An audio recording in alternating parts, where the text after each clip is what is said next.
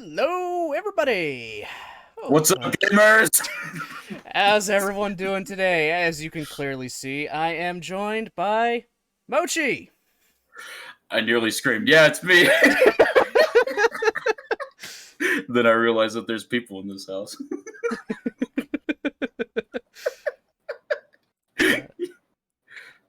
This is gonna be like basically the whole stream. Just prepare yourself. He summed it up right there. He summed it up exactly.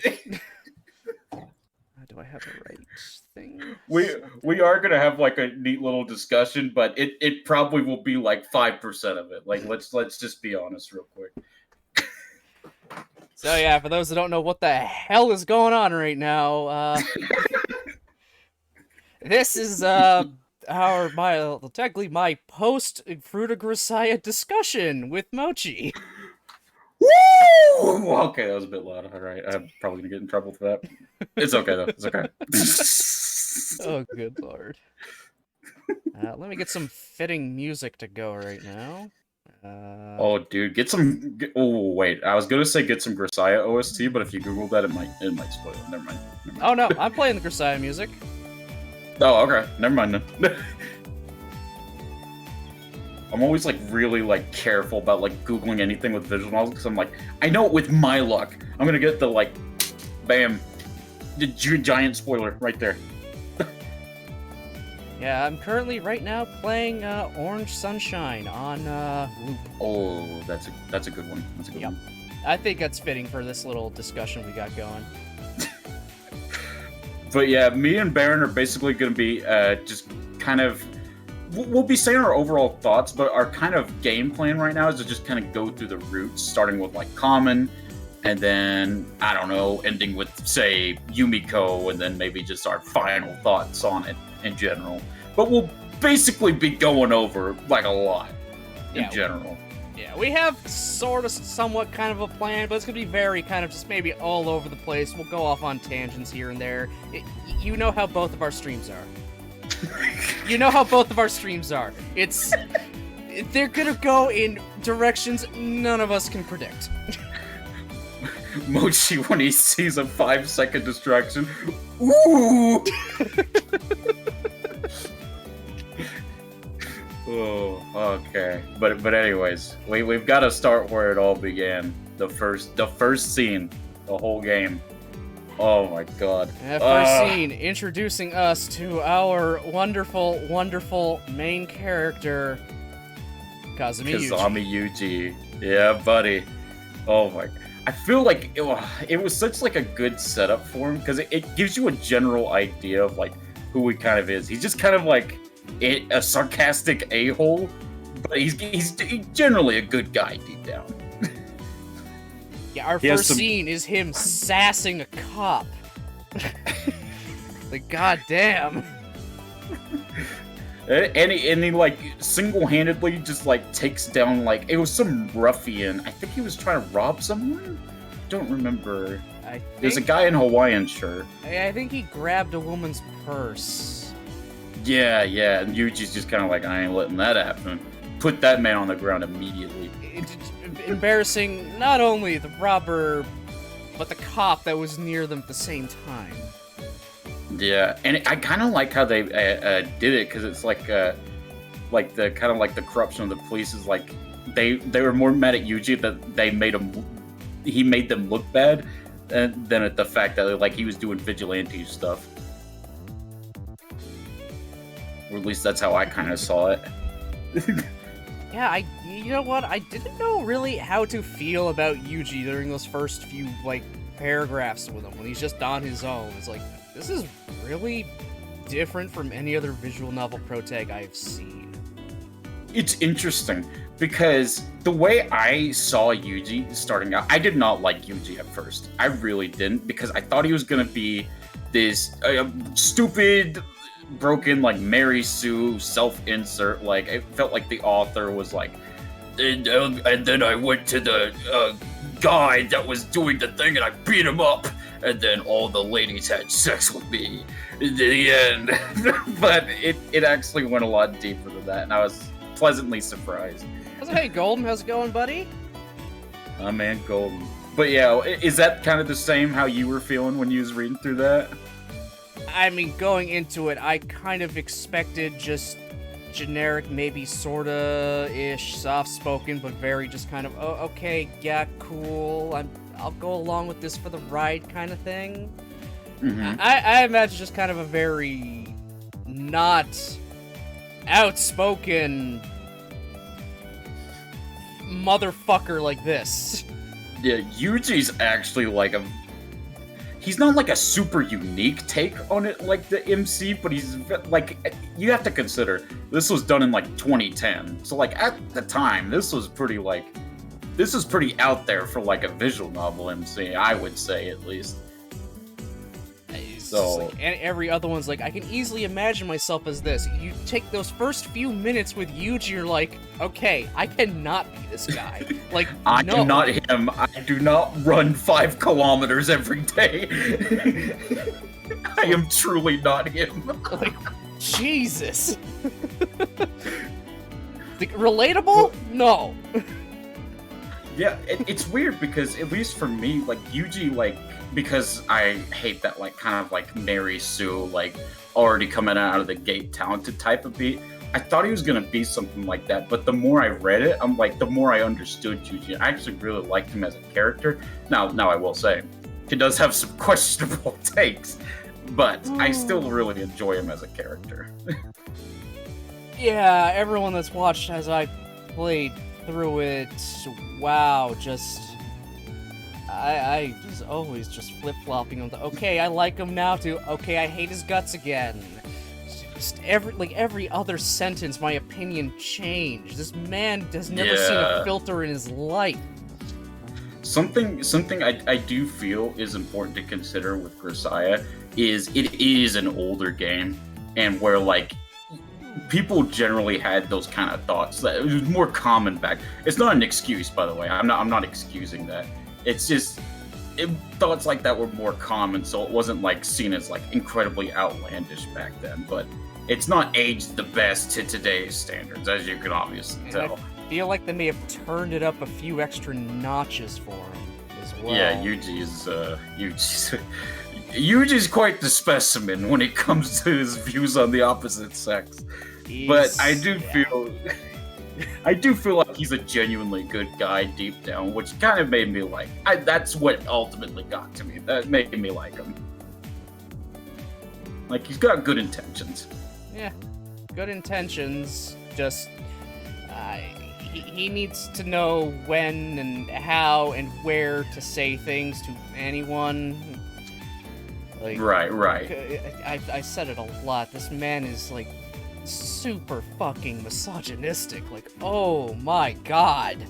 My man does not have a single ounce of tact in his whole body. Not even one. The amount of fucking times he's just called someone woman or said, you're just an idiot. Like, oh my lord. I'm straight, but Yuji could not get it, but I'd hook him up with a friend. Oh, oh my god, Golden. I'd be keeping him as far away from my friends as possible if that was my first impression. It's like, yeah, no, get out of here. I don't want to see you. I hate your guts.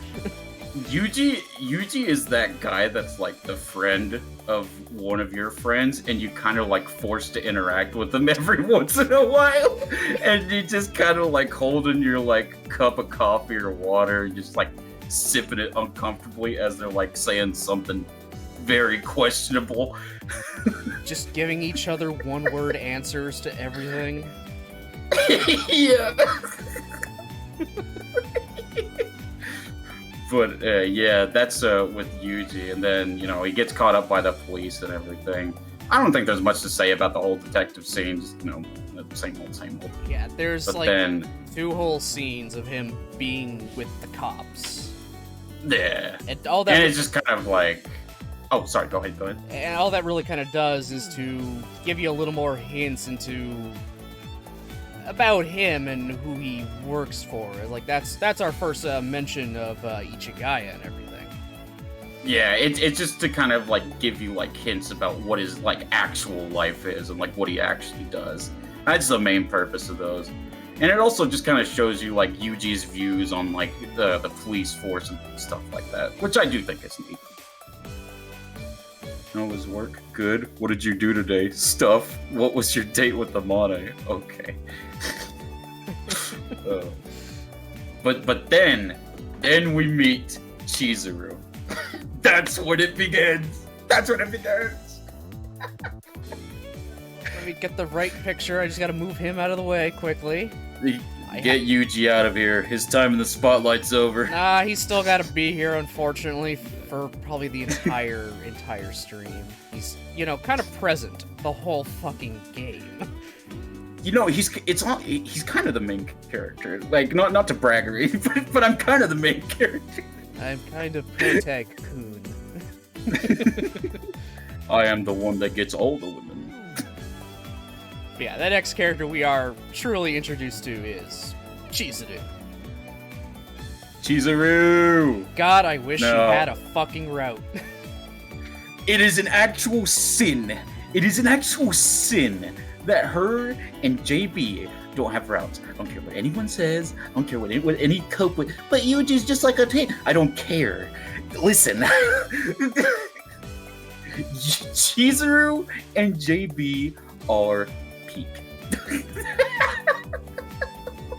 I could have done with so much more Chizuru throughout just that entire game in general. Like, I'm not kidding. I want more. I wanted more of Chizuru. She's just an overall good character. Just like kind of like she is a responsible adult, but she's got like some like goofy hiccups every now and then. It's just like, oh you.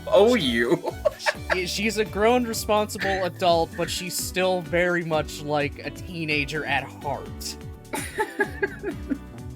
Like, I do.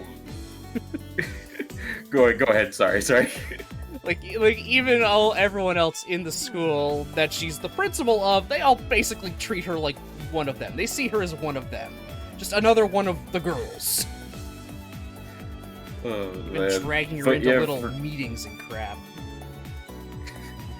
Freaking, I do know that Yuji is kind of mean with his teasing, but I do love the interactions between them just because it's more teaser. There's a certain scene, and I think it's Labyrinth, that like I have a clip of on my channel. I'm not gonna show you because it's a spoiler. Okay. But when you get to it, you'll know. You'll know that that's peak Chizuru right there. But anyways, yeah, just I love Chizuru and getting to meet her. Just like it gives you an idea of like what the kind of characters you'll be meeting in the game are. Just kind of like they have a serious side, but like they're goofy. They're goofy. That's honestly what I really love about Grisaia, is that it has a good mix of like stuff that will like jab at your emotions, but like, you know, the good old rom-com stuff that will keep you around and like make you really invested in these characters. And just I just love it. Yeah, also in the scenes with Chizuru at the very beginning, we also get more that there's a history between these two characters. They already know each other at this point. Mm-hmm, this isn't just meeting for the first time, she bails him out of jail or whatever. No, it's, I know who you are, I helped set it up so you could come to this school because you did something for me in the past. That's more of that world building without, you know, explicably telling you, okay, he did this for me on such a day because of this reason. It's just like, yeah, you saved me this one day, so I'm gonna do something to repay you. We don't know what exactly he did. Don't know why he did it, but he just did, and she's repaying him in that way for it. I do wonder if that ever gets expanded on. Sip, slip, and tea. Oh, gee, I fucking wonder. But just taking taking Fruit of Grisaia as its own thing, there's already this implied history. Yeah. Which I like, because it gives you like a reason like that he chose specifically that one to want to attend. Because he already had a connection. And also how he can talk so casually to her without her taking it, you know, like, too at heart. Right. If he tried it with anyone else, they'd probably just immediately kick him out of the school. And that is until that Yuji Riz kicks. Oh my fucking god. Listen. No. You'll see. In the next games, you'll see the Yuji Riz is real. Oh my god. The Yuji Riz, it's like Whitebeard with the One Piece. The Yuji Riz is real. Oh my god. I still don't know if I'm ready for more Kazumi Yuji. Listen, dude, I cannot wait for you to get into Labyrinth. Labyrinth is one of my more personal favorites. Not to like spoil anything, but like the point of Labyrinth is the main route of Labyrinth is basically Yuji's past. That's like the main plot of the game. It goes into Yuji's past. Okay, because just throughout all of Grisaia, we don't get too much of his past. Mm-hmm. Just kind of, it was just really nice. Thanks for dabbing again there, Golden. Oh my god, dabbing machine. Well, you know what? But I'm yeah. gonna dab back at you. Ooh! What you I'm gonna do dabbing now? in spirit. What you doing? I'm dabbing in spirit. You got a banana and a bear dabbing on you. That's bad luck. Oh, motherfucker's Don't- T-posing. I don't know what to do now. Oh no! There's a really old video of me T-posing that I have hidden in the records that it will never see the day of light ever again. Oh my god. If I still have breath in my body, that will never see the light of day again. Oh man. T-poses yeah. upside down hanging from a crunch bar. I hope that bar snaps. Jesus, Baron! Dude, Baron said, I hope you die. Oh my god. Dude, I can't do anything, so I gotta hope for an act of God. I hope God strikes you down where you are, you mortal. Okay, then you fall into a pile of pillows. How's that? Bro's going into Zamasu mode. Bro's hitting the Zero Mortals plan. Oh, fucking Christ. Just hang from those bars at the gym and essentially do sit-ups that way. Oh my... Okay, Golden, we get it. You're an absolute Giga Chad. Dude, listen. Golden does it all. He does like take care of animals. He'll like freaking knows how to fix computers and crap. Listen, I don't know what Golden's went through, but bro is actually just the real life Yuji. Oh my actually, god. the Golden Riz is real. Oh my fucking god. Let's hope Golden's not a misogynist. I'm kidding, Golden. I've yet to have my training arc. Oh my god, this is... That's when he gets misogyny. This is... So we're dealing with untapped potential Golden here. This is Golden pre-Zenkai Awakening. He's just not been pushed to his limit yet.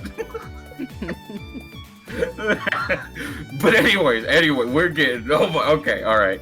We took a railroad off the tracks. Yeah, time to get back on for now. We told you this was gonna happen. Y'all just gonna have to deal with it.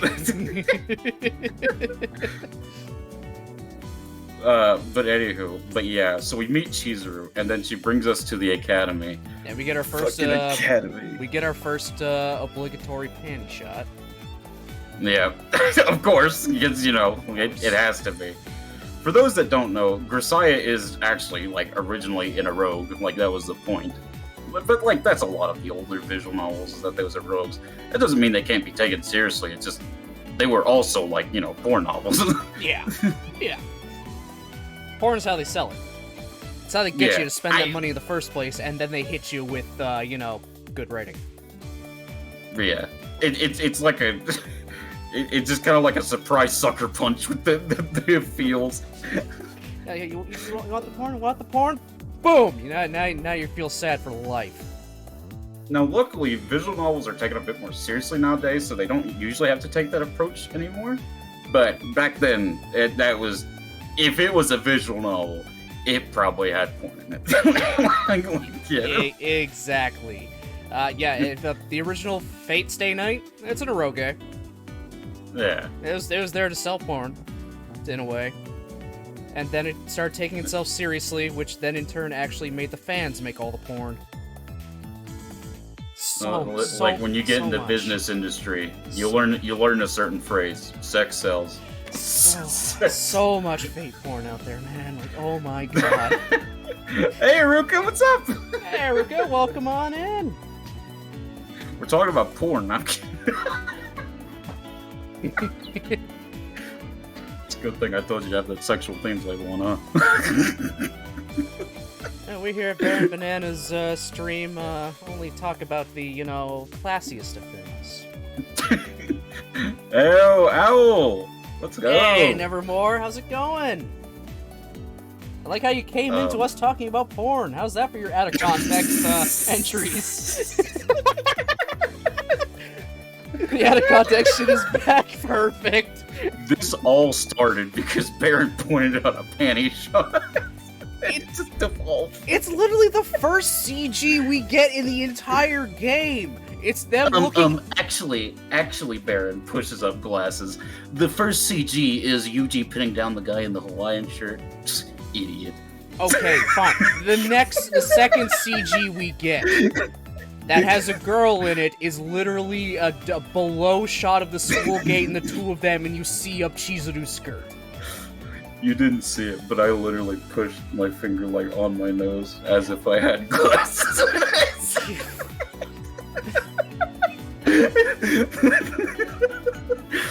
Also, what I said is technically just a big load of baloney because the first CG with Yuji pinning the guy down is a Steam exclusive.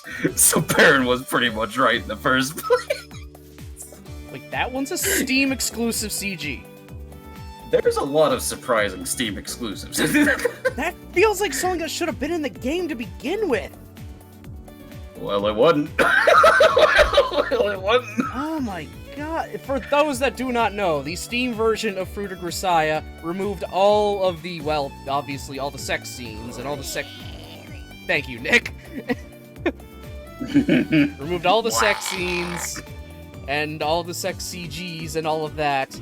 Some are left in, but heavily edited. There's one involving Yuji and Sachi that I'm thinking of, and just, oh my god. But in their place, they put in a few exclusive ones, like the one Mochi just said of him pinning a guy in a Hawaiian shirt to the ground. That scene's in the original visual novel. There was no CG to be specific, he was pinning him down to, like, fight him. Yeah. Oh, I should point that part. There's my invitation to the P-Talk. Jesus Christ, Nick. Sorry, Haruka, I don't have a pet command. I mean Golden. Pet him in your honestly, pet him in your spirit. That's something I actually really like about the Steam version, and that I wish more visual novels would do that, like, started out as a rogues. Like, gives you a reason to buy the censored version. Besides the fact that you can just share it publicly, but also the fact that you get, like, exclusive pictures that was made just for that version. Exclusive pictures, I think even just some re-voiced scenes, possibly? Maybe. Because they have to eliminate some scenes entirely. I know there's a Michiru scene that does not exist in the Steam version of the game. When they're out at the beach. That don't exist. There's a lot of scenes that don't exist in the Steam version. Yeah. There's quite a bit. Still. But I am pretty passionate about the topic, especially when it comes to Grisaia, about the Steam version versus the unrated. Personally, I don't think that there's a huge difference. I think you'll still get the same enjoyment out of reading the censored version and the unrated version. Because, like, there is censoring in the Steam version besides just the scenes, but you still kind of get the general feel. It's not like depleting the game's like meaning. So I say, like, if you're not comfortable with, like, seeing, like, those H scenes, the Steam version's still perfectly, like, viable in every way. Yeah. That's what I usually say, at least. Yeah, you still get the entire story. Losing out on any of the actual H scenes does not take away from the story. You won't be missing anything in that regard. Yeah. I mean, like, you might miss, like, some connection between the characters, but, like, again, it's mostly just sex noises. Like, that is what the actual text is. Like, it'll just be sex noises. So it's not like you're missing out on a whole lot. Oh my god, nevermore. Fucking god, you know you fit in and been here long enough when? Now, one that I will argue, like, you could argue that it does kind of take away from it, is the Amane route. But that's more because of the fact of how sexualized her route was. Because in the beginning, the reason why it felt so short in the beginning, Baron, is because it had like 4 sex scenes in the beginning that had like a lot of connection moments between Amane and Yuji in those scenes. That's the thing.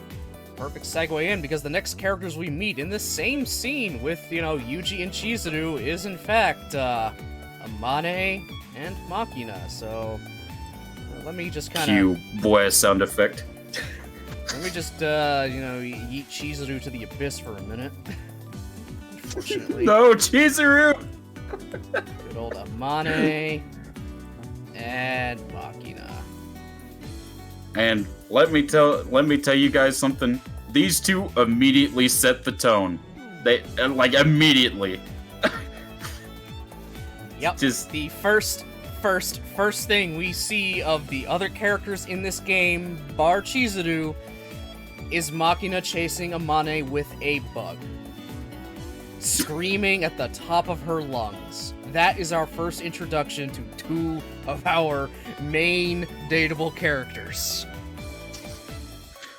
Now, a bit of a spoiler alert for you guys about me and Baron's opinions on one of them. Don't expect Machina's segment to be too long. Don't expect that. Never mind. I do not have voices for Amane and Machina because they're already voiced. They're already fully voiced. I don't have to do voices for them this time. Not Golden pointing out that I have no Machina emotes. Yeah, well, I got the Machina. She doesn't deserve it. She doesn't deserve it. It's fun. That's totally fine. So yeah, this is literally our first introduction to 2 of our dateable characters. It's one chasing the other with a bug. And then you could tell Yuji's like, oh god, what have I landed myself into? Immediately, it's like, oh no. Oh god. You know, Nick, that is a very good summarization of Machina. Yeah, honestly. We'll be getting into the girls specifically and their routes. Yeah, we gotta give you guys the appetizer before we get to the main course. All right, like, be patient. We're getting there.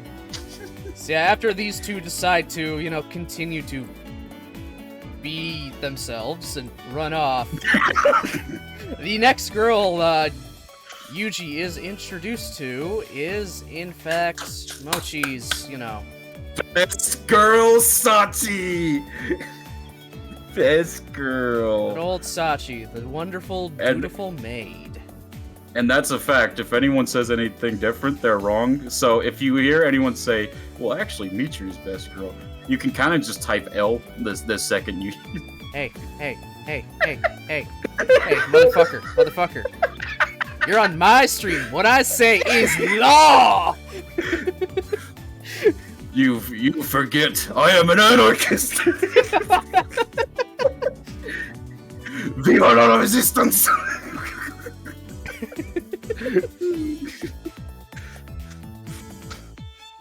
There's my maid Zara. Oh my god. Which type of law?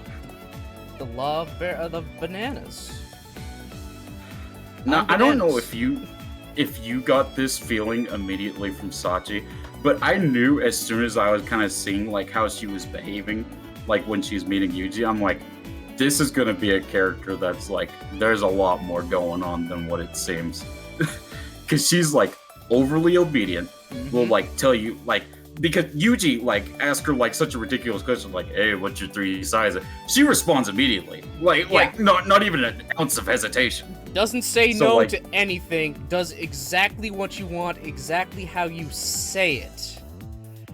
And just from that, I immediately knew it was like, there's something going on here. Like, I'll automatically. there was something definitely going on with her. It's like, why would she just say that? Why? I get she's okay. She's like class rep, and she's dressing like a maid, which I guess could thematically tie into her being the class rep and making sure things are, neat and tidy. But then we get that shit. That's all in her first scene, by the way, as well. Something you notice as you read through too, especially if you do a reread, like I was doing. I actually did do a reread to get prepared for this stream because I knew if I didn't, I'd be like, all right, well, I don't remember anything. but you actually get like subtle hints all throughout Common Round that there is something going on with these girls.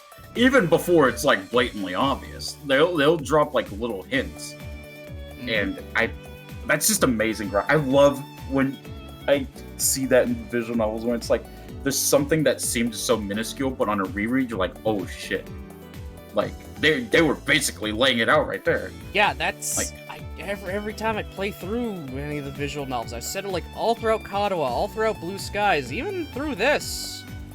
I was saying, that's what I love about these visual novels. Just little innocuous comments from very early on in the route end up having some big relevance to their story in some ways. Like, oh, that's what they actually mean. Yep. And a good example, it's a bit of a spoiler for one of the ones we'll talk about later, but I mean... I think I marked the tags in here as spoilers. Yeah, I put spoilers in the tag, so... If you don't want to know about Grisaia at all, everything that happens, just don't watch, I guess. This is spoiler. There's like a very minuscule scene of just Amane mentioning that she has a pantry, and just she always keeps it locked up tight, or like not locked up tight, but like full, stocked. And you're kind of just like, oh, okay. Well, I mean, most people do that. That's just kind of normal. Mm-hmm. But that is telling you about what she's been through. You just don't realize it because it's masked in such a way where it's like, I mean, yeah, that's believable. Yeah. And that's brilliant. That's actually brilliant. Mm-hmm. I love that. Was it the mosquito thing or something? The mosquito thing? Thank you. Oh, you're talking about Golden. Oh yeah, my bad. Yeah, Golden's actually got sick. We don't know if it's anything too serious, but I'm hoping it's not. He's just kind of taking it easy for now. Yeah, take it easy there, buddy. Hope it's nothing and it passes soon. Yeah. But yeah, it just like writing like that, it just I fall in love with it every time. Yeah, I'm sure there'll be a few more we'll point out as we go to the individual girls' routes. Just these little tiny things.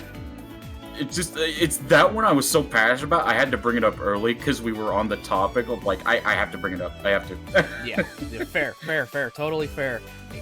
Yeah, just feel blurt out just kind of whatever while we're talking with this stuff. We're very freeform for this discussion, as you can tell. We have an outline, not the final draft. Yeah, that's it. We have a title, and we have a few bullet points, that's it. Bro, we ain't even got the thesis.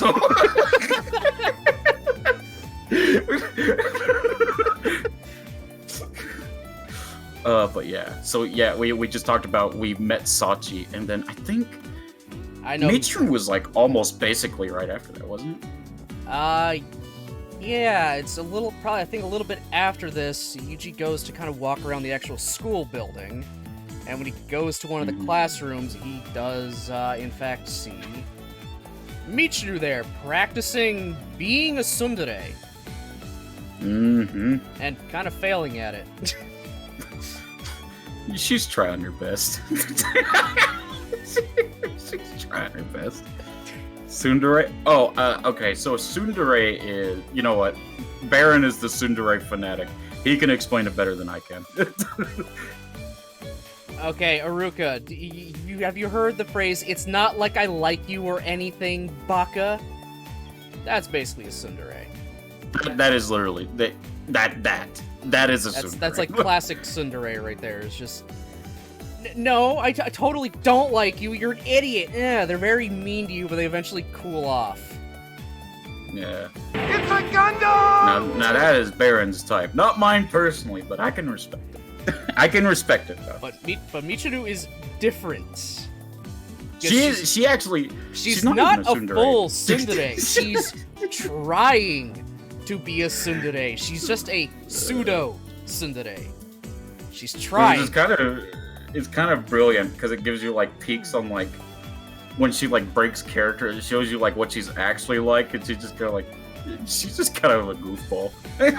Yeah, you see how she's literally like she's putting on a facade, which again will lead into a little more of her route as well. That's another little hint.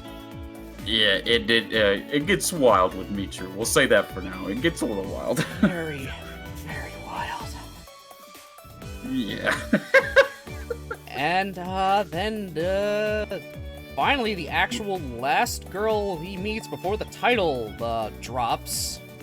It's funny with Yumiko. I feel like I should bring it up.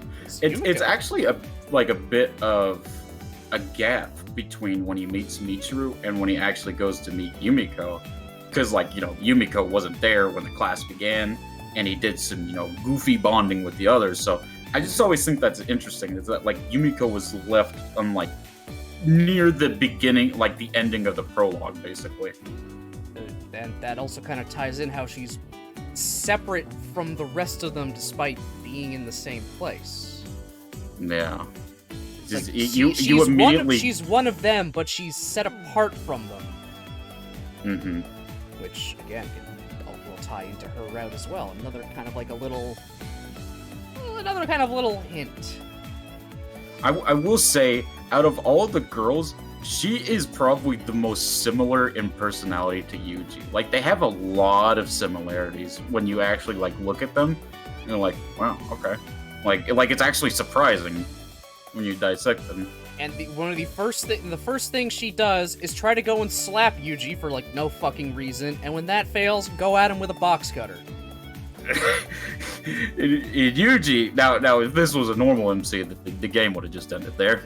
Or we would have had some big overblown reaction like, whoa, no, stop! Instead, he just catches her wrist every time, and it's like, oh, well, hello to you too. And then after all that fiasco, then we get the opening. Oh my god. Let me tell you something, Baron. When I was going through and rereading and I saw the opening again, I almost passed on to Nirvana, the nostalgia. Dude, toward the end, I was just listening and watching the opening again because it's such a good song. It's just such a really good fucking song. And after, literally listening to the instrumental for it every time I stream this, because it's on the title, I got that nostalgia feeling as well. Yeah. It's just, it's so good, and it gives you, a couple of previews. What I actually like about the Grisaia opening is that it gives you decent previews without just straight up spoiling the fucking novel. I swear to God, so many visual novels will have these opening, and it's fully animated. It looks good, right? And then they'll have, all right, well, here's this character doing magical thing that they don't reveal until halfway into the game. It's just what's the point, man? Yeah, Grisaia's opening has literal CGs from late into the girls' routes right there in the opening, but we have no context for why they're there, what's happening at all. We get Yuji pointing a gun at a certain character we'll get into later. We have Sachi sitting on the swing crying. It's why are we showing these? But we have no context for them, and that just makes us, it's okay, what the fuck happens in this? The two scenes that really kind of got me what the fuck is this even gonna be about is the CGs of Machina holding a gun while dressed in camo, and then all of those guys surrounding Yumiko and Yuji. It's like, what the fuck happens in this game? God help you if you're one of those poor suckers that thought it was just gonna be a wholesome little visual novel. May God help you. That's Common Route does a really good job of that. I'll tell you that much. Yeah, so after that little mini prologue, we get into that Common Route proper, which is just the best way I can describe Grisaia Common Route is a slice of life anime. Yeah, I mean, that's basically what it is.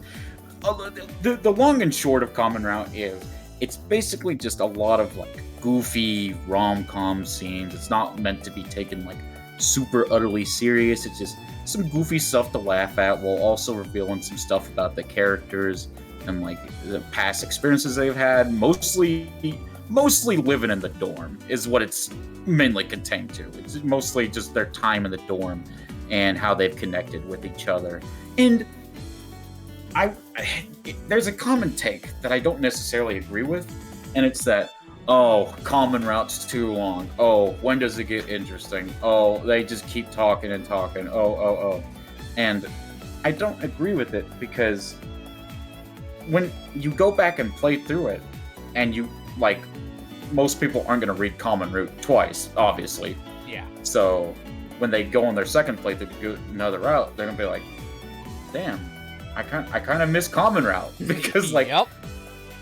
when you're with the girls, like Solo, you're basically with that girl 90% of the time. You're not really talking to the others. And it gives you the lonely feeling, because it's like, where's my nice, wholesome, like, Michiru being an idiot and Sachi misunderstanding things? Like, what the hell? And I'm telling you, man, like, most people that say that the Common Route's too long, they'll go and be like, man, I really miss the Common Route. Because that's why it's so long. It lets you connect with these characters. It lets you understand them and makes you feel for them when these scenes and backstories are revealed. It makes you feel for them because you've spent so much time with them. It's because of all the slice of life, wholesome goodness stuff. It's because of that. It's an addition to the experience, in my opinion. Yeah, that entire Common Route, we see Yuji interact with them, whether on one-on-one or in larger groups. We get all kinds of different dynamics between literally all the girls plus Yuji. Sometimes we even get a few scenes where it's just the girls. Yuji's not involved at all. Which I don't think you see too often in visual novels. Usually the MC is there, like, just all the time. You'll see it like a couple times, but they won't really like focus on it that much. Is the thing. Now, like, it'll be like a quick little snippet, and then it'll be like, oh no, we're losing our reader's attention span. We gotta put it back in there. Yeah, but then Grisaia's just like, yeah, here's literally an entire scene where Yuji's just not present. Also, I'm just gonna say, for those that don't like the Common Route, if we didn't have the Common Route, we wouldn't have Tuna Man, okay? I'm just saying. We wouldn't have Tuna Fish Man, okay? The best character in all Grisaia. Yeah, that Common Route is good, because it could be a lot of slapstick funny crap happening. We get a few serious moments here and there. We get little bits and chunks of potential backstories, thoughts, feelings of all the characters in general, how they all interact with each other, why they maybe don't interact with other characters a certain way. Usually that's just how everyone doesn't want to interact with Yumiko, because she doesn't want to interact. And some of these interactions, like I said with Amane earlier, will, like, even these character interactions that set up these relationships are important, because in certain route, like Michiru and Yumiko's relationship, there's a certain point in Michiru's route where, like, that really, really pays off. Like really does. And also, it just, like I was saying, there's also just, like, things, like, small things you miss, like how Michiru's constantly eating like the ramune candy. Again, it's with Amana. You don't really think about it because it's like, it's just candy. It's just wants candy, man. Yeah, okay, yeah, she has a sweet tooth. She has that pouch so she can, have an easy access supply to candy. Alright, it's like, yeah, okay, cool. I guess that makes sense. But there is a twist with it, and we'll get to that. But just know that that is not what it seems. It is not what it seems. And it's just so good. But yeah. There's one more character we are introduced to in that common route, and that is... Oh, JB? JB? Is Yuji's guardian / boss, JB. I had to interrupt Yuria Harudera. I was too excited. It's to be forgiven. This is another... Oh my god, Golden. Oh my god, Nick. Hey, they're not wrong. They're not wrong. I never said they weren't wrong. You look, hey, you look at me right now and you tell me that they aren't right.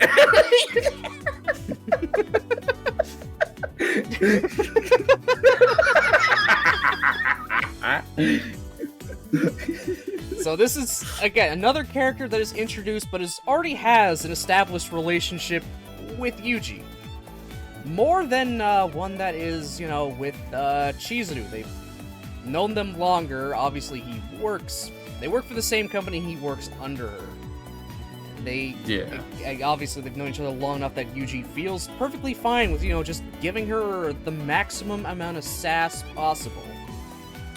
JB's basically the closest thing he has to like a mom / aunt in the story, basically. She's the closest thing. She is his only family, pretty much, at this point. If you really think about it. She is his family. While also being, a superior that he has to listen to. It's a very interesting dynamic. There was someone he also considered family before her that he refers to in the story as Master Asako. We'll get more into that later, but just know that... I didn't get a picture of Asako just because we didn't actually see her. Don't. I don't want you to see her yet. Yeah, fair. Yeah, it's not like a huge spoiler, but like I just want you to be surprised by how she looks. Yeah. But yeah, just know that like that was basically his parent before JB. He did have actual parents. It's just these are the people that he considered like his actual family. Is the point.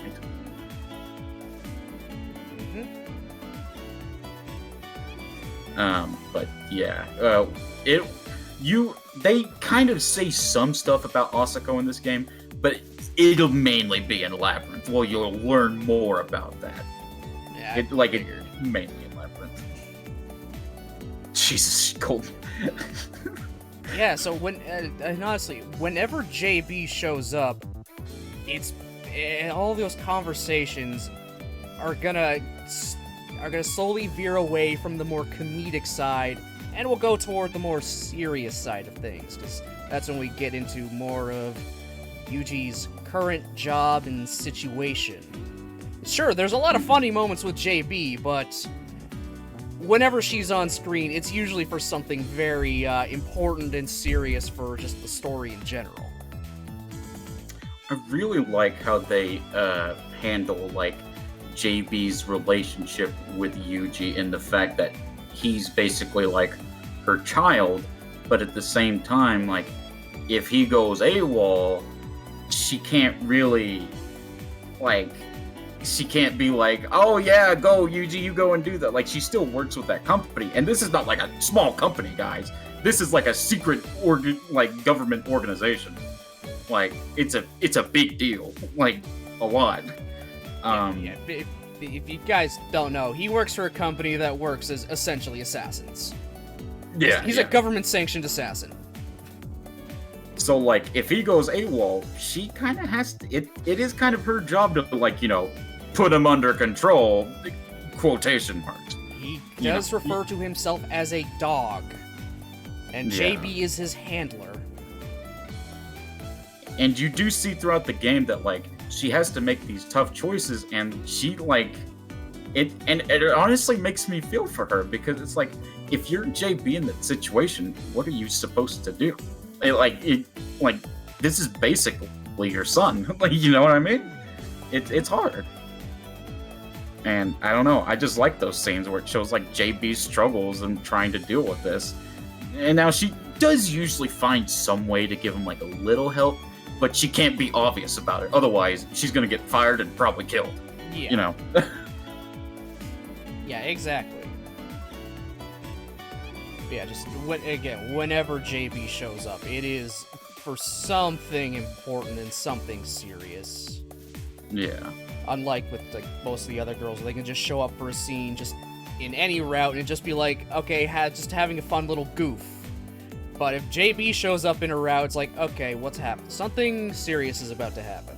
Or something serious will be said, something really important that'll drive the route further along. Oh, by the way, Baron, after you do finish the Grisaia series, I will say, in Labyrinth and Eden, while there is not a JB and Chizuru route, there is a JB and Chizuru 8 scene. That's all I'll say. But Shit, it exists. I have the Steam versions. Listen, buddy, I'll hit you up later. Listen, though, I got you. Y'all didn't hear that. So, yeah, those are all of our main players that were introduced to the game. We got Yuji himself, the five girls, Chizuru, and JB. We got one more that's technically introduced in common. That's Michiaki. He's technically introduced in common. True. Yeah, I know. It's a bit of a sore subject, but I feel like we gotta talk about him at least a little. Yeah, I didn't get his picture because I just kind of like, whatever. I don't really give two brats' asses about fucking Michiaki. Jesus Christ, Nick. Fucking Christ. Good man, Golden. So another character, as Mochi said, we were introduced to is Michiaki Sakaki. Is Yumiko's dad, the man that had this school built and is funding it. And I think that's something interesting that they reveal is that, like, this is the guy that made the school, and he has a direct connection to Yumiko, and that confirms that Yumiko is the first person to attend Miyama, because she was the reason it was even built. Which I think is an interesting dynamic that, like, what Yumiko goes through is tragic, but it ended up bringing them together. I know that sounds really cheesy, but you get what I mean. Yeah. And in the scene he's introduced, Yumiko is, like, nowhere near him, going out of her way to avoid him. Mm-hmm. While he's down on the ground touring the school, she's hiding up on the rooftop. Not even letting him get an inkling of her presence. So that's more of what's kind of going on here. And you can, even in these beginning scenes where you meet Michiaki, you can kind of tell he's one of those, like, abusive parents that's like a snake. Like, they're not obvious about it, but, like, they'll be, like, overly nice and overly polite in public, but, like, they are scum. Yeah. Like, true scum. Yeah. You have some fun there, Ruka? Oh, man. But yeah, that is all the characters in common, basically. And yeah, as we said, Common Route is it's basically a slice of life, having just little kind of, isolated little events happening here and there throughout with Yuji and any number of the girls. Mm-hmm. Just going through the motions of just the day or what have you. Him slowly kind of getting used to how, everyone operates here in the dorm and in the school, and, managing to fit himself in, even though he, in his head the whole time, he still feels like he does not fit in because he's just acting as a real person. Yeah, because that's the whole reason why he wanted to come here, is because he's kind of wanting to live a normal life. Because at this point, he's tired. He's tired of doing all this assassin shit. It's rotting his brain. It's making him feel less like a human. And that's the whole reason he came to Mihama, is to feel human again. And I think these girls do a good job of, like, trying their best to, like, show him what it is like to be, even when they're not even trying. They're that good at people. And I like that. Yeah. So yeah, the basic start of this is just Yuji wanting to slowly learn to be a person again. Not an assassin, not an attack dog, not just a number on a sheet of paper that can be, you know, erased and thrown away at a whim, but an actual, living, physical person. And a lot of the time you'll find him even in just common route, but through most of the routes, you'll get these, like, seeds of self-doubt that he gives himself, like, do I even deserve to be given this chance? Like, does trash like me even deserve to live amongst these people? And it really makes you feel for him, because it's like, it kind of gives you an idea of what he's, like, been through, like the kind of stuff that's been drilled into his head. Like, they've probably told him, you're nothing but garbage, you're just a dog, you go out there, you clean up the trash, you're a glorified janitor, you know? They tell him all this crap and it gets stuck in his head to the point where that's what he truly believes. And it's very tragic, in my opinion. Yeah, exactly. He does not hold himself to any high, like, you know, self-esteem at all. He thinks he's lower than the dirt itself. Yeah. And, I mean, honestly, like, for a lot of kids that are, like, brought up in, like, the military boot camp, that is sadly a reality most of the time. And it sucks. It really does. And I think Grisaia does a good job of bringing awareness to that issue. Now, granted, it's not to the level of Yuji's abuse, but you get what I mean. From what history we were told from Yuji's life, he's lived a very, very rough life, even just straight up from childhood. Even just living in a normal house, he's had a very rough upbringing. And he was literally called Garbage Eater because he would just eat anything. That was a nickname he was legitimately given by his peers. Yep. Yeah, his childhood was rough, and it just went downhill from there. This man has never had a real, true, good day in his life. It's just been one bad thing to the next. And just seeing him kind of, like, come to terms with, like, living something that's, like, close to a normal life. You can see him, like, having these struggles, like, to even kind of just understand what it is to have, like, actual fun and to just goof around. Because, like, most of the time, he's on edge.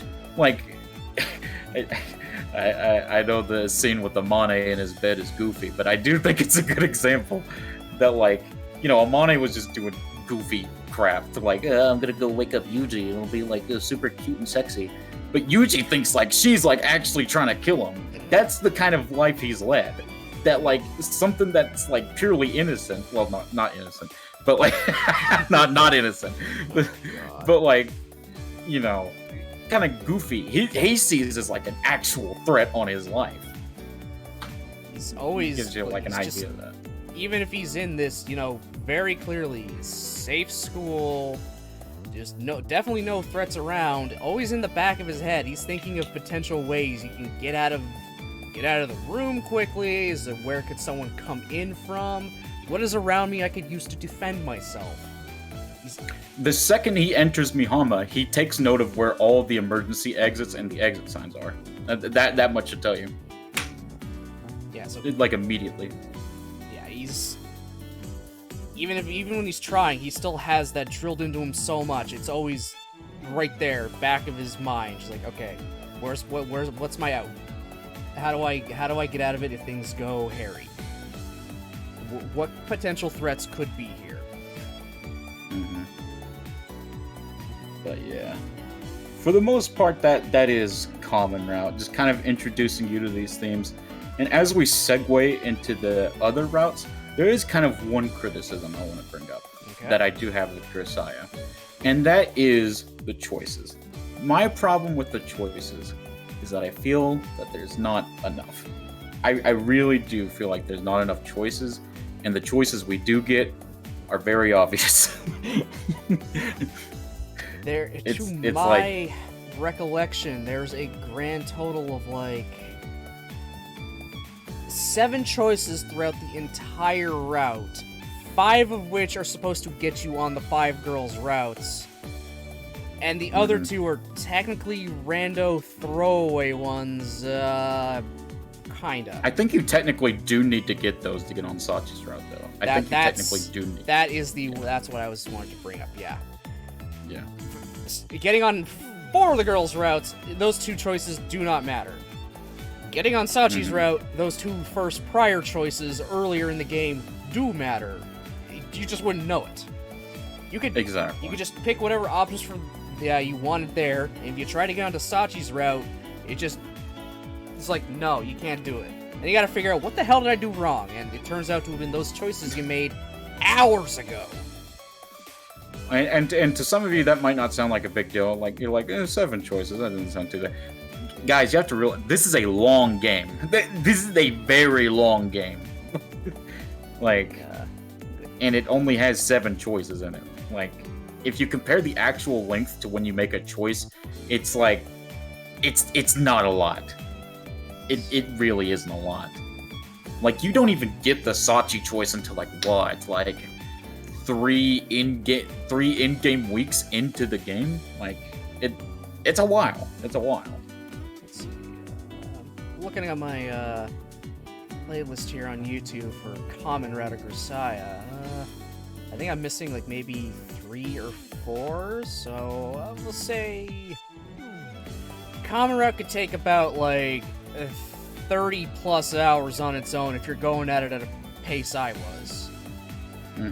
It takes a while to get through Common Route, and those choices can happen within the first like 15 hours. Right. Those first 2 ones to get on Sachi's, and the other ones, they just literally happen back to back. And like I said, I like that Common Route. It's long, but I do think there needed to be a bit more choices sprinkled in there. Yeah. Just to have the immersion factor in there.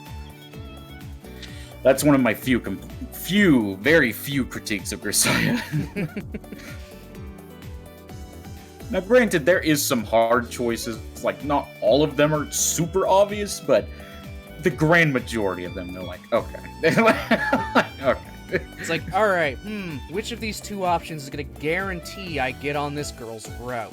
I fucking wonder. One of them is sus, and that's the reason why I didn't get on her route in the first place, because usually when I play visual novels, I don't really go in with the, like, thought of, like, I'm gonna go to this route.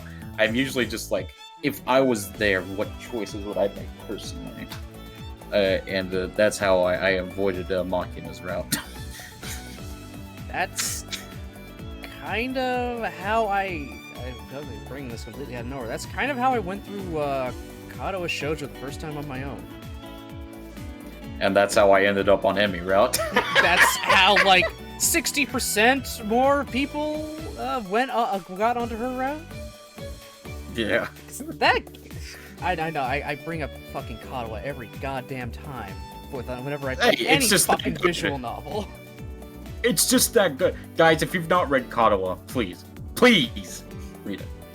Yeah, that route has so many... that game has so many choices in its common route. So fucking many choices in that route. And they're well sprinkled in. Like, it doesn't feel like you're going too long without making the choice. That's the thing. Yeah, there's so many choices in there, and input. Literally choices you make very early on are going to influence what route you do eventually get on in the end. But there's so many, it's like, okay, how do I pinpoint which you want? It's like, at that point, you're just like, okay, which of these 2 would I actually say in the moment? And then, yeah. But when it comes with Grisaia's choices, it's literally just like, would you like to start the route now, or move on to next? Yeah. It's like, oh my god. And granted, this isn't like a huge critique we're having. It's just kind of like, it's more like a pet peeve. Yeah. like Grisaia is still good. It's just like when you have choices like those, the immersion factor isn't nearly as much as there is the thing. So now, actually, this is going to bring up a question. Mochi, what was your first route for this game? That is a good question. I am nearly positive it was Sachi. I am nearly positive. Why am I not surprised? Actually, yeah, I'm pretty sure it was Sachi. Yeah. Because, I mean, like, that was the character I like. You know, I like Sachi. She's like the maid. She's nice. I just like nice people. Apparently, I like airheads because Michiru was my first route. You know what? Maybe that is what it is. You just like airheads, not necessarily soon. You just like airheads. I like airheads. I like, feisty characters, I guess. They aren't afraid to speak their mind. But yeah. So and we know Baron's route if you guys have been watching his channel, which you better. Okay.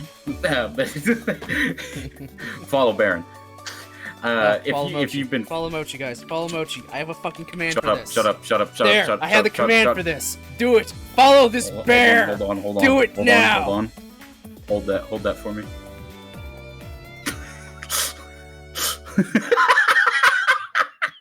I killed Baron. Sorry, sir. I think you dropped this. Would you like it back? No. No. But anyways. Thanks for follow Aruka.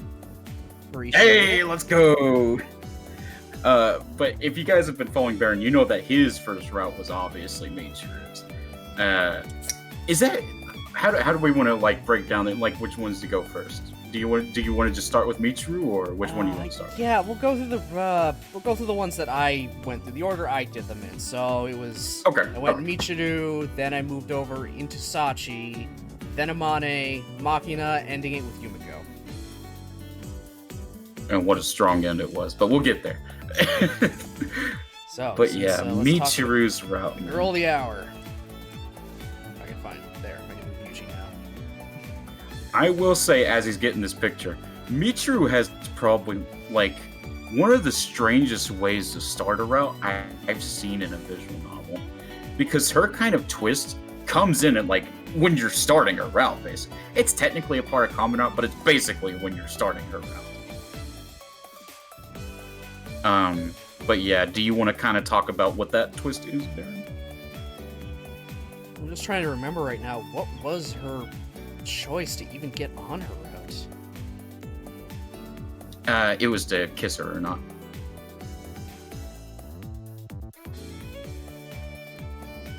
Seriously? That was... I'm pretty sure it was. No. It was to keep talking to her, is what it was. And then she kisses you. What was the context for that again? So basically, Michiru... They were talking about friends, basically, and Michiru had to leave because, we'll get to it, but, like, Right. We started talking about friends, and Michiru suddenly got, like, violently ill and had to leave. Yeah, and she went to the hill. You'll become accustomed to the hill while we talk about it. You will become very accustomed with this hill. Oh my god, there's more. Oh my god. But yeah, I'll let Baron go on the rest of it, on the twist. Well, look, I gotta work up to that twist, a little bit. Yeah, you gotta give him the appetizer. So after getting onto, her Michiru's route, suddenly, basically, spring break is a thing for them, and everyone is going away for spring break, except for Yuji and Michiru. So these two have a lot of alone time together, very early on. Mm-hmm. It's just the two of them, which is honestly just like, wow, that was like really fast. We already got these two like literally alone, no one else around, not even Chizuru, I think. I don't even think Chizuru's around now. it's just the two of them going about, well, their days now, being the only people in this dorm, and, as you mentioned, because of that kiss or whatever. Yeah, because of that kiss that suddenly happened. Michiru feels a little weird around us. I will say, before you continue, that Yuji knows that there's something strange going on with Michiru, because when he met her at the hill, she was basically not Michiru.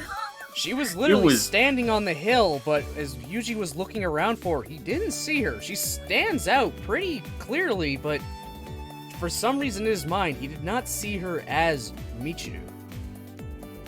That's how different she was. She was damn near an entirely different person. Like, literally. And then all of a sudden, out of nowhere, it's just like, hey, can I just kiss you? Yeah. Oh, yeah, and the thing that makes her super awkward is, like, because he kind of keeps mentioning the thing that she did to him on the hill. Yeah, and she's like, what did I do? Show me what I did to you. And then he just ends up kissing her, and then that makes her, flustered and locks herself in her room for at least, I think, the first 2 days of spring break. So she doesn't have to face him. But eventually she kind of comes out, and they talk, they hang out. They bond a little, even... They decide to pretend to be boyfriend and girlfriend. Oh, Lord, this plot point. Oh, it was so aggravating. It's like, we're just pretending while everyone's gone. It's like, okay, let's go on this pretend date, which she got, like, really cutely dressed up for. Said date turned out to be, alright, I'm going on my normal running marathon, so, come with. Oh, cool thing about I think it was that date. No, it wasn't. Never mind. No, that's the next game I'm thinking about. Never mind. Go ahead. Okay. So the entire spring break, they're having this pretend relationship with each other the entire time. But it's very clear Michiru is actually, a lot more invested in it than just playing pretend. But she's acting like, no, it is just pretend, right? Like I would actually date you. It's really trying to hammer in the tsundere part. Yeah, and that gets very old very fast.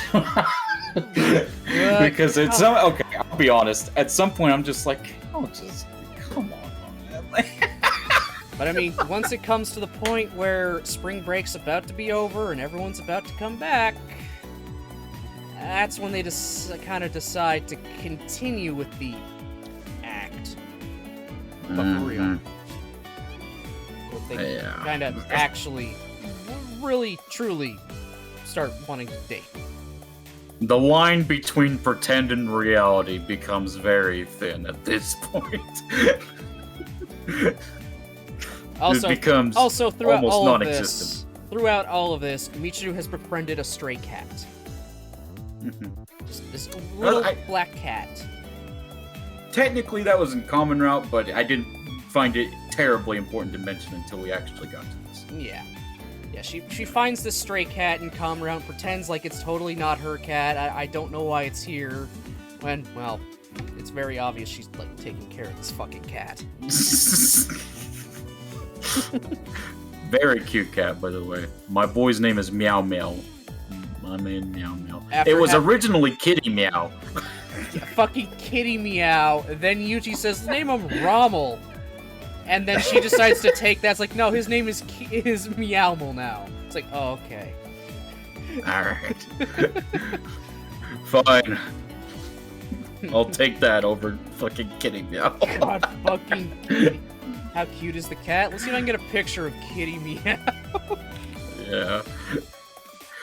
Dude, Yuji's actual reaction to hearing the Kitty Meow is actual peak. He's like, what did you just call that cat? She's like, what? And he's like, I'm asking you if Kitty Meow is the ridiculous name you decided to give that creature.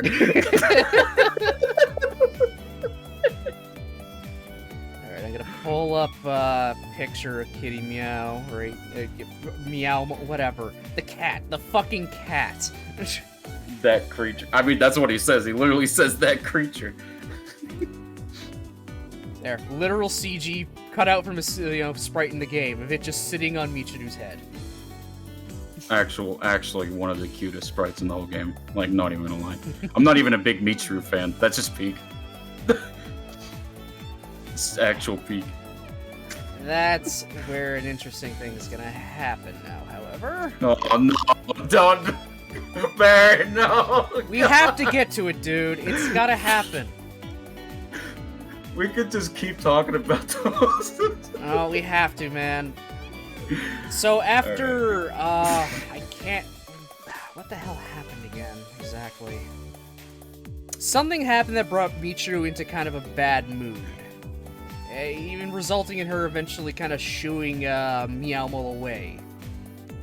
And, well, yeah. Meowmo just kind of being a stray cat, just, left the building. But then later, Michiru kind of starts feeling better. She can't find Meowmo and wants, Yuji to go out and help look for him. So they check all the usual places. Okay, no, actually, this is after Meow. Keep going. They check all the usual places, like the hill, because they go back to that hill so many fucking times. That fucking hill, man. And, well, on their way back, they notice something on the side of the road. Don't say it, Baron. They find Meowmo on the side of the road after having been hit by a car. Still barely alive. I want you guys to realize, for those that weren't there when Baron was reading through this, they extend this whole scene for the duration of that cat's life. You get to see the rest of it, like the rest of its short life on screen, and Michiru being pained and just agonizing over it, and Yuji's just trying his damnness to try to get to a vet, a hospital, anything to be able to do something. They get into a taxi, but as it's on its way to a vet, Meowmo literally dies in Michiru's arms. And from there, that's when the route really spirals into the meat of it. And we soon find out the truth about the Ramune candy. In Michiru's, not so great mindset, she just starts pounding back those candies like crazy, and she isn't seen for an entire day. And when Yuji goes to check on her, she's practically unresponsive inside her room and foaming from the mouth. Now you might be wondering, how many candies was she stuffing down there to get that kind of reaction? Well, Baron, they're not candy. It's medication. Yep. She overdosed and tried to commit suicide, essentially. Because the emotion of losing the cat was just too much. Yeah, and there's actually signs that this isn't candy. As I was mentioning earlier, when she was in a stressful situation common route, she's just pounding those things back. Obviously not as much as she was then, but it's only in a moment of stress that she starts chugging on these things. And even in one scene in common route, when she's misplaced her pouch, she asks if anyone has stolen or taken it and trying to find it desperately. So yeah, because she knows that those aren't candy and they're not meant to be eaten like that. She doesn't want anyone to get hurt. Now, the very good question is, what is she taking medication for? Mm-hmm. Remember that scene on the hill, everybody? When Yuji thought Michiru was a different person? Well, she was a different person. Literally. Well, it's debatable, but she's basically a different person. Michiru has DID, Dissociative Identity Disorder. There's the Michiru we know, the, clumsy fool. And then there's a more serious, well-spoken Michiru. And y'all might be wondering, Was she born with it? Was this something that happened after like a traumatic accident? It's weird how it happens, basically. It's very weird. Do you want me to do this one, or you want to do it? You can do this one. I'm gonna go to bathroom real quick, so you can talk to Chad and kind of go into that while I go. So I'll be right back. Listen to Mochi. All right, boys. You guys are stuck with me, and I'm about to trauma dump all over you. But it's not my trauma; it's someone else's trauma, so it's fine. That was a joke. Don't do that. Anyways, so we kind of get brought into Michiru's life, her backstory, and immediately we can see that through her life, she was living as a very sick child. Like, her body was physically weak. She couldn't do much. She could barely even walk. And she had like harsh teachers. Her parents were there for the most part, but there still wasn't a whole lot they could do. So they end up deciding to get her a heart transplant, because that's kind of like what's the biggest cause of like her illness is a problem of the heart. She has like some kind of heart disease or something, and so they're taking a heart from a girl that has recently gone. I don't know if she was brain dead, but she was basically like incapacitated. Like, she could no longer move even if she wanted to. So technically, for a quick second there. Oh, go ahead. You're missing a little bit of an important reason as to why she needed that heart transplant in the first place. Yeah, because she was sick. Like, heart. I was actually talking about that. But I mean, she was fine. She was okay. She was getting a little bit better. It was after she had met somebody in school that she considered her first friend. I couldn't remember if that was after the heart transplant. It was the thing. When that happened, it necessitated that. Okay, yeah. So before this, she was doing better. She was getting better, but she met a friend at her school, and this is actually a big deal because Michiru that day was getting kind of tired of it all. So she went up to the roof to, if you go up to the roof in like a school setting in an anime or a visual novel, you kind of, she's ready to jump. You know what's about to happen. Yeah. She's just gonna jump. But as she was going, she noticed that someone was already over the fence and like about to do it, just like right then. And Michiru starts having these thoughts of like, the way she thinks about it is very like disturbing, because she's like, that's not fair. Like, you can't do that. And she starts just getting angry at her, basically. And that's when she screams like, you can't do that, that's not fair. And ironically enough, nearly kills her by herself. But thankfully, she was like grabbed onto the fence like the last minute. And so she meets this girl. I don't think she actually had a name. I think they just called her Girl for the most part. They never gave her a name in Fruit. Yeah.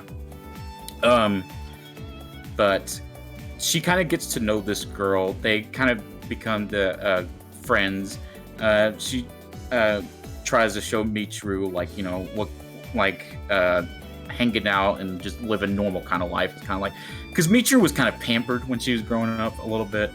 Didn't really know what like a normal way to like just go about living was. But then we get to learn that this friend that Michiru has is mixed in with an abuser. I will say it's a trigger warning. It's like a sexual abuser, basically.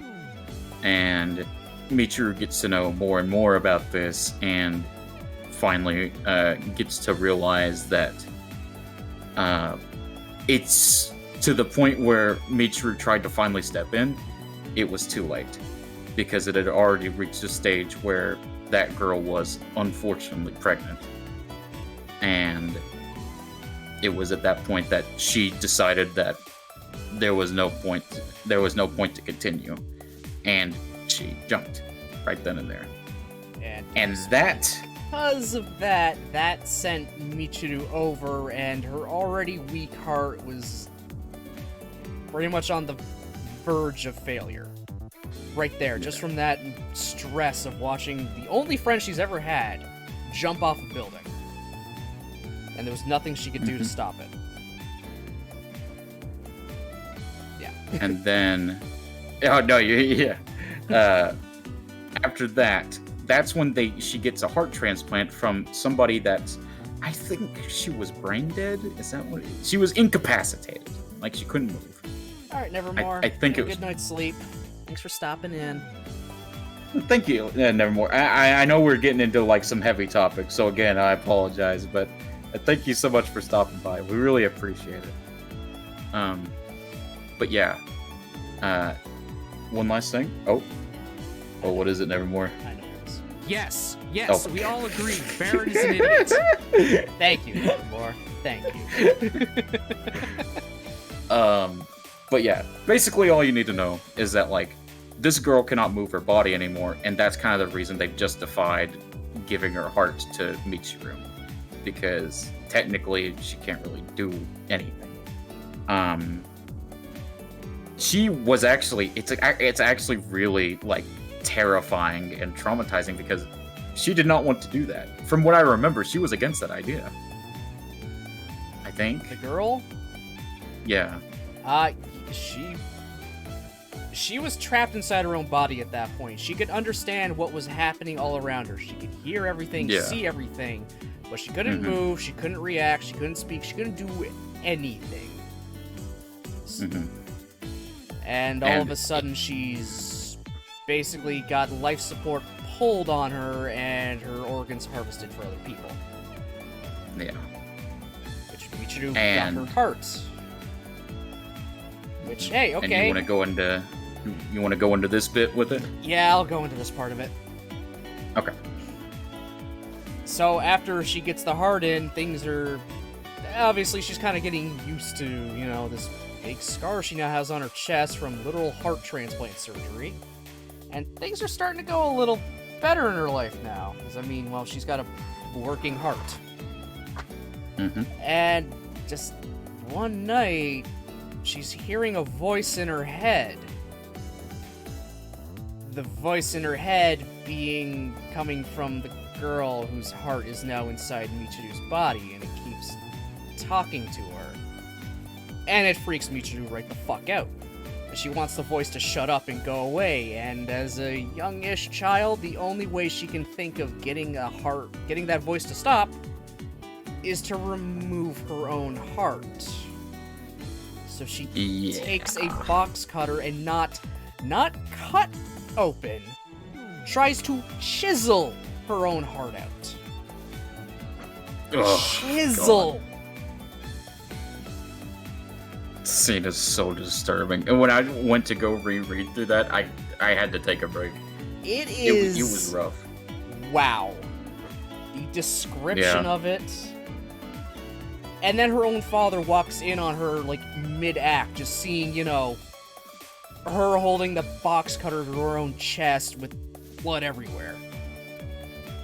It's after that Michiru is taken to, well, the psych ward, so she can be checked out. And after all that medication that she's been taking in the route that we saw, that was given to her there to, you know, stop hearing that voice in her head. And it was actually at this place, this hospital, where we start to see the reason why Michiru acts the way she does now.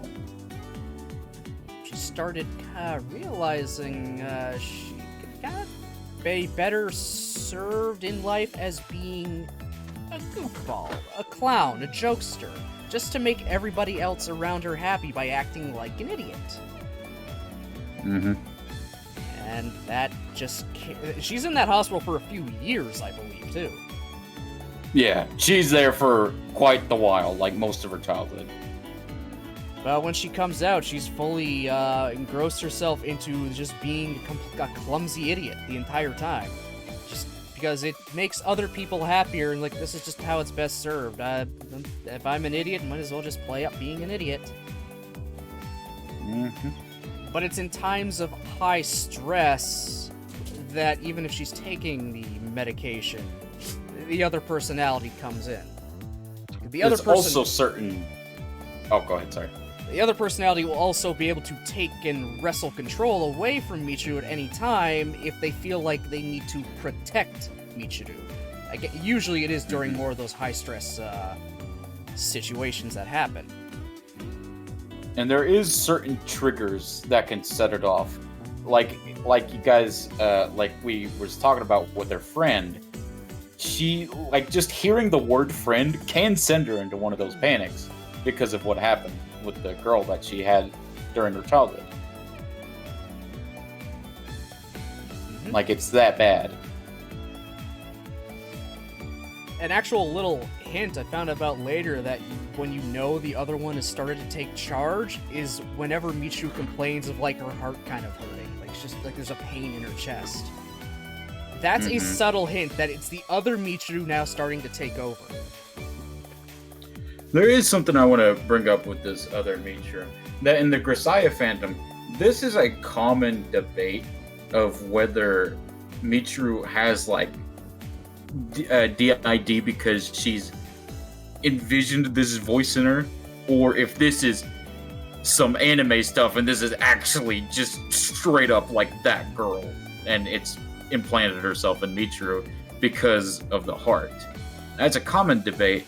I usually like to say, because Grisaia is kind of wacky, that it's probably, like, actually the girl. Yeah, I've seen a lot think that it could very much just be Michiru has schizophrenia. Mm-hmm. But Grisaia's wacky, so I'm pretty sure the intended thing is that it's genuinely that girl reborn. And just a little thing to even just kind of note in general, whenever the personality change happens, Michiru never realizes it. She's gone through a lot of times where it's just like many moments, like maybe even a few hours and stuff of time, she doesn't know what happened to them. She has no memory of what has happened whenever the other Michiru takes over, and she's just kind of accepted that as normal, but is also scared every time that does happen. Meanwhile, the other Michiru is always aware. Even when regular Michiru is in control, she's always present, she's always aware, she remembers absolutely everything. So, the way that's depicted of Michiru's, like, fear and uncertainty of, like, when it kicks in is so, like, something that I didn't even think about when I was, like, thinking of, like, how it must be like to live with that as Michiru. Is like, when that kicks in, you don't know what just happened. Like, everything's fine, yeah, but how? What the hell happened? Like, yeah, that's how is it fine? That's actually what scares her a lot too, because some bad things will begin to happen. Suddenly, everything just kind of goes blank for her, hours will go by, and whatever problem was troubling her has suddenly been fixed. Mm-hmm. That's what scares her, like, the absolute most. Like, she doesn't really have any real control on her life. She at least claims she doesn't know what happens, but she definitely, at least initially, has kind of got the suspicion that it's the other one that's, taking over. Which actually, later toward the end of her route, Michiru does make the decision to let the other Michiru have full-time control. And it's no, like, small thing either. Like, it basically was damn near finalized in a way that, like, she really wasn't gonna come back. She was ready to let the other one have control of her body, live out her life through Michiru's body, because she felt she was more deserving of it.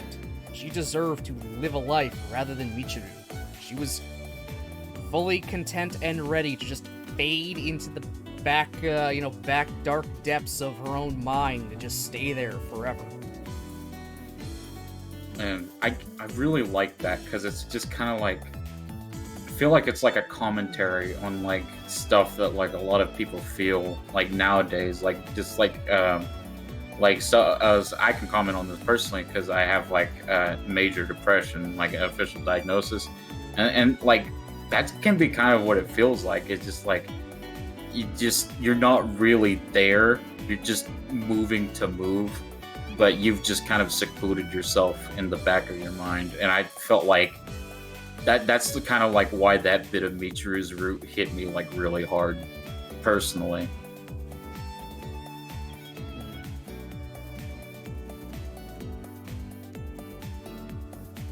So But yeah, yeah. Sorry to get kind of deep on y'all. This is a game where you thought you were just gonna be dating anime girls, but then they become really fucking relatable. Yeah. but anyways, yeah. Moving on. Yeah, moving on. Yeah, the other Michiru then just takes over. They just, they just start living their life through Michiru's body, just going on. None of the other girls realize it. I mean, they kind of see there's maybe some things a little off about her, but don't really think anything of it. Yuji knows full well it's the other one, and even refers to them as a different person entirely. Like, he doesn't treat them as still as, like, you're both Michiru. It's like, you're Michiru, you're the other one. He talks to them in two different ways. Mm-hmm. And he wants to try to bring Michiru back, make her really, appreciate life, because, well, he wants her to. He kind of sees her throwing away something like that she's taken for granted. It's something he's trying to get. He's trying to get his life back, and he's seeing Michiru, who already has it, just throw it away casually. Yeah. So and that's why it for me, that's why it like just like seeing, it's like Yuji seeing a reflection of himself, and that's why it's really hard hitting, because it's like he doesn't want to see that happen again. Like, he's seen that shit too many times, and as he's starting to finally feel normal, someone's letting something that like is close to what he went through affecting them, and he's not having that shit. He's gonna try and do whatever the hell he can. So he comes up with a wonderful solution of before you say it. Okay. So chat. in the normal situation, what would you do as a normal human being? If you hear someone going through this, How do you convince someone to not give up on life? you might say maybe go to help them go to therapy, just kind of generally be more there for them, like try to hear them out, just try to be closer to them, like normal stuff, Yes, right? yes, we all agree. Baron is an idiot. That's not what Yuji does. This motherfucker, first off, hypnotizes Michiru to bring her back, in control of her body, but then also somehow manages to plant a suggestion in her mind to not move anymore, basically act like she's actually dead, completely unmoving. And then he literally puts her in a fucking coffin and buries her. Puts a phone inside the coffin with her, and is just like, gives her one call. It's like, okay, if you want out and really want to live, just, dial the number, bring me up, and I will get you out immediately. If you really, truly want to die, just sit in there. I don't care. Chat, there's going to be a common theme with Yuji's solutions, and that they're all batshit crazy. Like, literally every single one of them. So, do not try this at home. After sitting in that coffin for God knows how many hours, she tries to make the call, but the phone is dead, so she literally fights tooth and nail to break out of the coffin and dig herself out of her own fucking grave. This, I'll be honest, Baron, this is probably one of the best scenes in a visual novel I've ever read. It is heart-wrenching. Like, watching her claw at that coffin, trying to reach out at, like, any bit of hope that is, like, even there. Because, like, when the phone went off, I was convinced that might have been it. I thought I was on the bad end. Like, it is heart-wrenching. It is beautiful. Also, let's not forget about, like, the scene of him actually carrying the coffin through the dorm and having the other girls see it. They weren't in on this plan at all either, I don't think. No, they were not aware at all. And like I brought up, like, the importance of, like, the relationships of the girls in the beginning, with, like, Sakaki and Michiru, they kind of, like, it looks like they kind of, like, hate each other, basically. Yeah. They don't, like, despise each other, but they're not fond of each other. They don't get along very well at all. And but when Yuji comes along with that coffin and her sitting in it, Yumiko literally bursts into tears, screaming for her to, be alive. Yep. Literally breaks down the most out of all of them. And this is heart-wrenching to read. We're not we're kind of just describing it to you, so it's probably not, like, hitting as hard. But if you watch Baron's playthrough, you should. It's all up on YouTube. It's heart-wrenching. Like it gets you. Like, it's actually hard to read in a good way. So yeah, it's after that. Yuji was apparently sitting there. He only buried her, like, maybe 6 inches or so underground, and was sitting there waiting the whole time. So once he sees, like, the dirt moving and, like, her hand trying to break through, that's when he pulls her out. Just to prove a point to her, saying, see, you don't actually want to die. You want to live. Just to prove that point. By the way, don't do that, chat. Yeah, Don't do that. Don't bury your friends. Don't do that. Don't bury your friends to try to prove a point.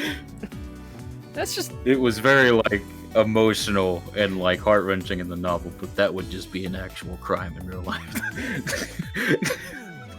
Yeah, so Michiru comes back, fully, and even tries to have a conversation with her other self, so they can get more on a, it'll be a little more amicable. God damn it, Nick. Oh my god.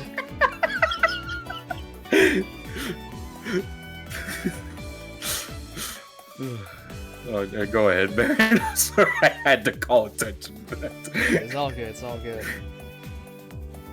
But then after all that happens, at some point the other Michiru kind of takes over again. I can't remember the context for why she does. I think actually Michiru makes her take over for a little bit. I believe so, yeah. Because the two of them were gonna, at the very least, Yuji was gonna do something for the other girl. Yeah, I believe the other one was actually planning to just kind of bud out from now on. Because her whole goal was to basically just make sure that Michiru lives a good life. And when she sees she's on the right track, she's ready to do what Michiru did and just fade into the background and never come out again. But Yuji, being Yuji, wanted to prove that point is you kind of deserve to live too, kind of thing. Mm-hmm. So he kind of does something a little sweet for her. Yeah. He arranges a whole helicopter. I thought it was an entire, jet. A flying thing. He arranges an entire flight to fucking America to the girl's mom. Courtesy of JB. So she's in control of Michiru's body, and now she is face to face with her mother after God knows how many years, but she can't say, I'm your daughter, because that's just fucked up, because her daughter died. I think I was crying during that scene. I think I was crying, like, during my first playthrough, not my stream playthrough, but my first playthrough. I think I was crying that whole scene. I started breaking down. I was ready to break down partway through that scene. Yeah. So she has a conversation with her mom. There's this final conversation, pretending just to be an old friend of her daughter's. Just to kind of give the other Michiru some kind of closure, and even at one point when the other Michiru just can't say anything anymore, Michiru herself steps in to finish the conversation for her. To kind of let her Just do, like do what the other one feels like she couldn't do. And it hits especially hard because Michiru did this thing that the alt Michiru was doing through her for most of her life. When Michiru returned the favor when she needed it most. I'm actually starting to cry. You're all good, man. It's okay. It's okay, man. Oh, God. We're almost done with Right, Michiru. I'm good. We're almost done with Michiru. We're almost done with her. Girls. We're almost done with her, and then we can just talk about it quick, and then we can move to the next one. We spent a lot of time talking about Michiru. Oh my god. Yeah, I mean, all the routes are fairly in-depth. I'll be honest. I think we went a little too in-depth with Michiru. I'll be honest. Yeah, So we'll just... maybe try to do a spark notes with the next ones. Yeah. It was my first route, so it has that special place. Yeah. So then it's after this, at least like off screen, the Michiru and the other Michiru come to a agreement that the two of them will switch who is in control on like an actual schedule. So some days it's Michiru, some days it's other Michiru, just so they can both live their life, which is really sweet. And then completely ends on a joke because they then argue about whether both of them are dating Yuji or if it's just regular Michiru that's dating Yuji. Oh, but let's not forget the final scene it ends on. Oh man. What am I missing here, man? When it finally cuts back to, like, you know, alt Michiru was starting to write letters to her mother, and then her mother finds the drawing in her room because alt Michiru told her about it. Oh. I don't think it shows it in the Steam version, but like the mom actually starts to cry on that paper, and you can see the teardrops on it. Yeah. What's a throne? Oh, yeah, that's actually something I made and just never bothered to tell you guys about. Buy Baron the big plushie of Michiru or something. Huh? Yeah, Golden's right. Basically, an Amazon wish list. It's 100% what that is. Buy him that, or I don't know. Buy him a good wife. Oh, you son of a bitch. But anyway, So Michiru. Your thoughts on the Michiru route just as a whole? This is going to be a common theme. I think it was like beyond perfect. It hit a lot of the emotional beats. It hit like a lot of the it still had some of the rom-com funny stuff in it. Yeah. But when it came down to it, it took itself very seriously and delved into these issues.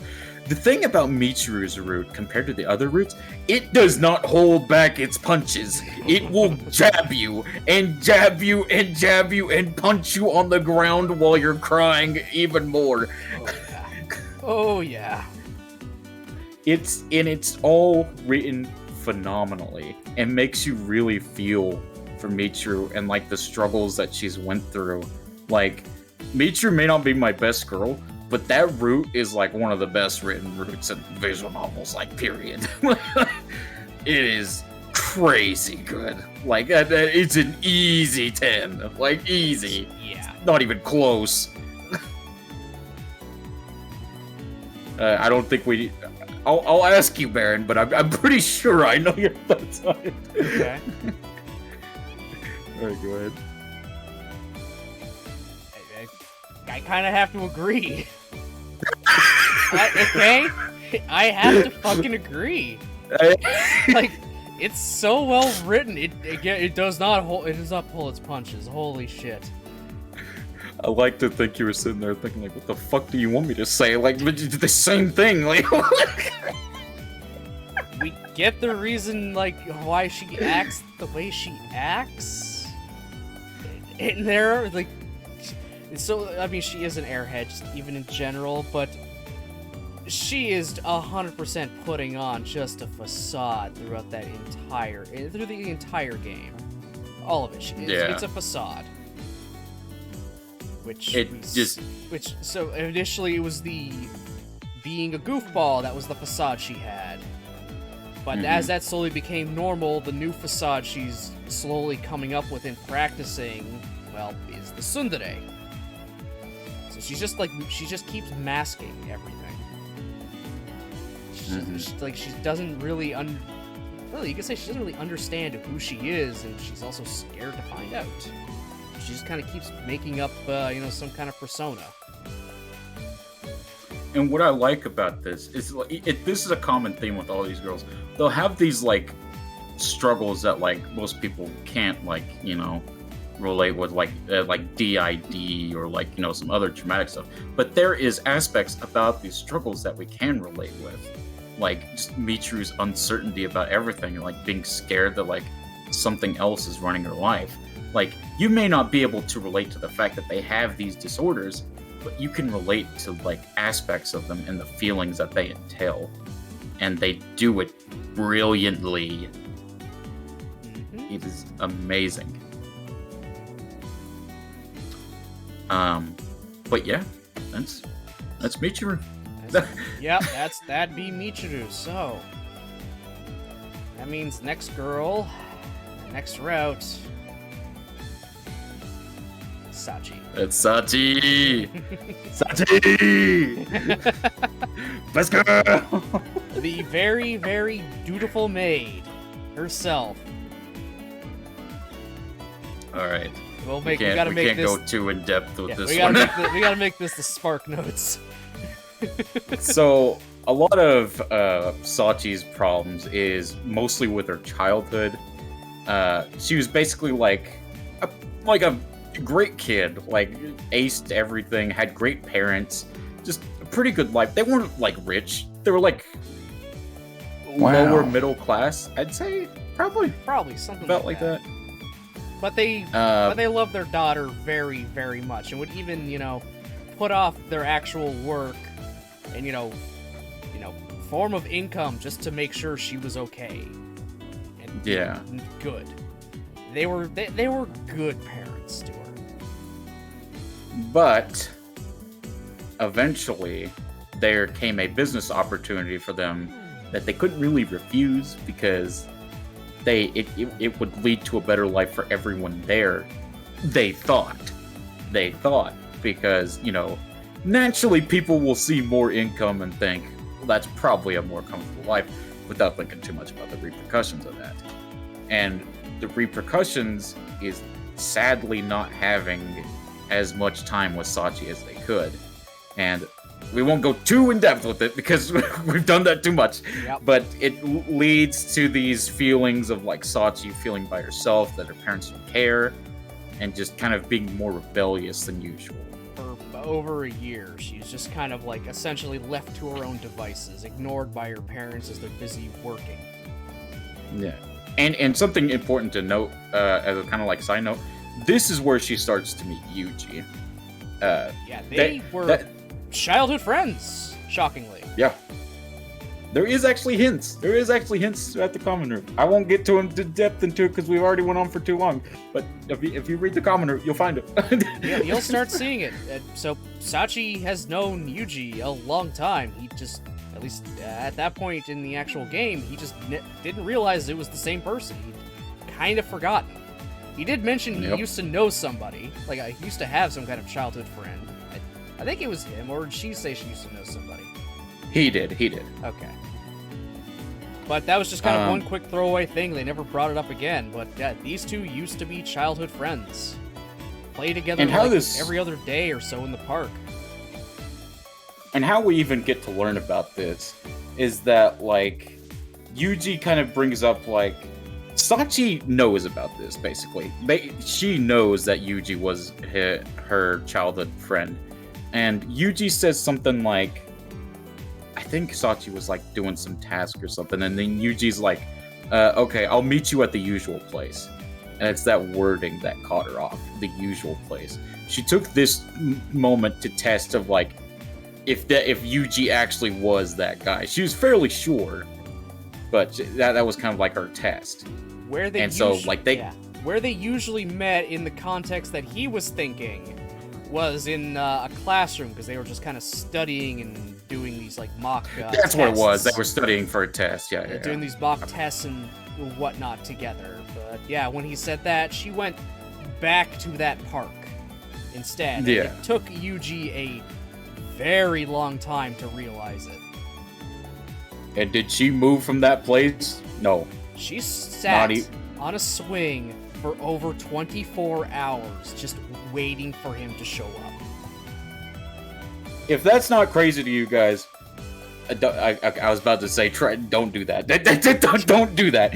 But like, it's very, like, your body will let you know that you're doing something stupid if you try something like that. Like, it's terrifying. Like, but yeah. So he finally finds her, and she's like about to pass out at this point. Like, she's seriously malnourished, probably severely dehydrated, all this shit. So they get her to a hospital, and this is where it kind of delves into like what happens after Yuji has to move away due to some family circumstances. Sachi has a birthday party, and her parents can't. I think it was her parents couldn't be there, but they gave her like a bunch of gifts, and that kind of like broke her. That was the previous birthday. The previous birthday, they just gave her stuff, but never actually showed their faces. Okay, yeah. It was this birthday they suddenly just kind of came to her and said, "Okay, we put off all of our work for the day. We're here to spend it with you. We're sorry about last year. What do you want to do, Sachi?" And I think it was the feelings that she was feeling when Yuji left that it was like it affected the way that she responded to that. Because she's like, "Oh, so now y'all care." Basically like that. So she ran off. And yeah. So she goes to the playground. She keeps trying to find Yuji, basically. Even though by now he's long gone. Yeah, he's halfway across the country. He's gone. Like, very, very gone. Because what actually happened with Yuji is that he heard his sister died. I don't know if you remember that, but that's what happened. Yeah, he does bring up that his sister died and he wouldn't be able to come back to the park the next day because he was moving. He does straight up tell her that.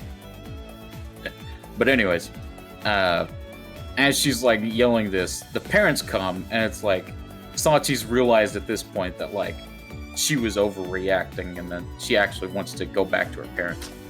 That's not what happens. That's not what happens.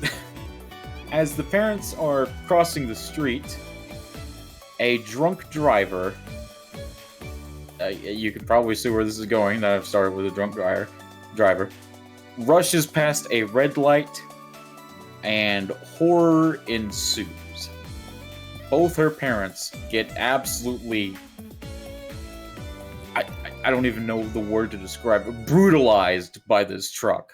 Her father was dead on impact. Her mother was able to basically say kind of one last question, just asking Sachi why, and then she passed out and went into a permanent coma. Yeah. And young Sachi watched all of that happen on her birthday, no less. And that ended up giving her PTSD, like lifelong PTSD. And I like that scene because it's like, that is usually what happens when someone gets ran over. It's not like you broke a leg. It's usually something like that. Mm-hmm. It's terrifying. Yeah. Absolutely. But yeah, so the rest of the route is just kind of Yuji trying to help her get past like her past and like trying to get over the fact that like she thought it was her fault and it was her because she wasn't a good girl. That's the main thing, is she believed because she wasn't a good girl that her parents died. It's basically a giant. If she was a good girl and listened to what her parents said, that wouldn't have happened. So she got into her mind now, I just have to do what everyone tells me and nothing bad will happen ever again.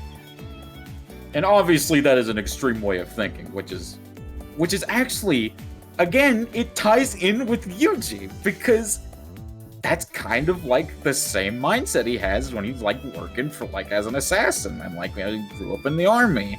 You gotta do what everyone tells you to. You can't really think for yourself. It's like the way, I'm sorry, man, but the way Yuji ties in with these girls is so, oh my god, it's so good. It's how he can relate to them in some way. They all have something going on them that Yuji can relate to. Mm-hmm. But yeah, it's just kind of Yuji just going through and trying to help Sachi get past this trauma, and eventually they are able to kind of mitigate it.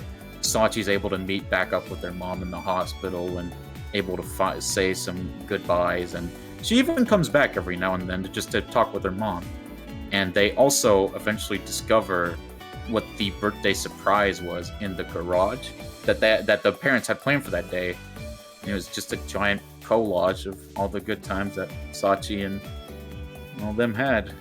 All the good times they had, all of her achievements she had gotten up to that point. And it just lay inside their garage collecting dust for years. Yep. I know we went through that kind of fast, but like we spent way too much time on Michiru. Yeah, we basically summarized the entirety of Michiru's route beat for beat. Yeah. But yeah, and it just ends with like, you know, Sachi and Yuji kind of getting together, and they're having like one of these playground fights of like, oh, if I kick my shoe higher, you have to marry me, blah blah blah. You know, wholesome goodness. He always ends up dating all these girls. Yeah. Always like you notice a comment. The Yuji Riz is real. Can we get much higher? Also, a nice little trend, if any of you guys are slowly starting to notice what this is, he's not coming in there and just saying, okay, I've done one thing and now your problem is fixed for life. Yeah, we didn't bring it up, but Yuji blew up the school. If you want to know more about that, you'll have to watch Baron's playthrough. That's the thing that happened. Yeah, that's the thing. They blew up the school. But what I'm trying to say, is Yuji isn't coming into their life and just saying, I can fix you. He's getting into their life and saying, I can help you so you can start to fix yourself. Right. He doesn't go in there to solve. He doesn't go in there to solve their problems. He goes there to set them up so they can solve it themselves. He helps them do what he knows that they can, basically, is the best way to describe it. Some people just need that push, that like to let somebody know that they can do it, given the resources. Which is great. He kind of says it himself. You can't. People don't. You don't get other people. Or so how the hell is it? It's like you don't save other people. People save themselves, kind of thing. Yeah, and I mean that's something I agree with. I mean, you're not gonna move if you don't move yourself. But anyways, that's Sachi's route. My thoughts on Sachi's route, I don't think, like, it's a 10. Like, we got our obligatory childhood friend route. Yeah, and just, like, watching, like all the, like, reveals with Sachi and, like, all the twists, and just, like, having her, like, deal with this PTSD that she's gone through her life and trying to like get past her needing to like obsessiveness with doing everything and having Yuji help in ways that most people couldn't. It was great. I loved it. It's a 10. I give it a 10 out of 10. It made me cry. So that's 2 routes so far that made me cry. Just that scene in the garage, that got to me. Dude, okay, listen. There's So I told you that like the main route of Labyrinth is like Yuji's Pass. Like that's the main draw of the game. Yep. But there are after routes for the roots in the fruit. They all have after routes, every single one of them. Oh my god. Yeah.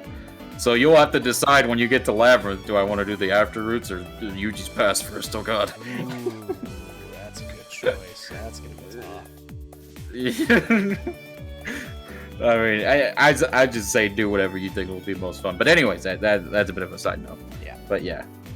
So that's it for Sachi. Who did you do next? Was it Amane or Makina? Next up is Amane. Oh boy! oh, good lord. Welcome Me to left X good Videos, the game. That's her route. The start. And then we go into live leaks. Oh god, Barrett! Oh my. The most fucked up but yet accurate way I've heard her route described. Fucked Oh up, yeah. God. Fucked up but accurate. X Videos to live leaks. Oh my god. We really will have to spark notes this one, because if we go in depth, we'll be here all day. But Okay. So, Summarize Amane in common route in the beginning of her route. She's got a libido higher than a fucking skyscraper. if some of y'all didn't know what that meant, she horny. There was an entire scene where she was sniffing Yuji's discarded shirt and rubbing herself against his bed. That happened. Yeah. While he just kind of... She didn't realize he was there, and just... He was watching her do that. It's like, really? Basically, the entire beginning of Amane's route is just... We're teenagers in like high school or college or whatever, and we're going through hormones. That is the beginning of their route. He horny. Yeah, but then it gets very messed up. Okay, how can I explain this in the shortest amount of time possible while also hitting the important beats? That is the question. Oh god. Very simply, Amane herself had a very, very life-changing event happen in her past that relates to Yuji. Mm-hmm. How does it relate to Yuji? Very, very simply. There was one more character I did not mention yet. Mm-hmm.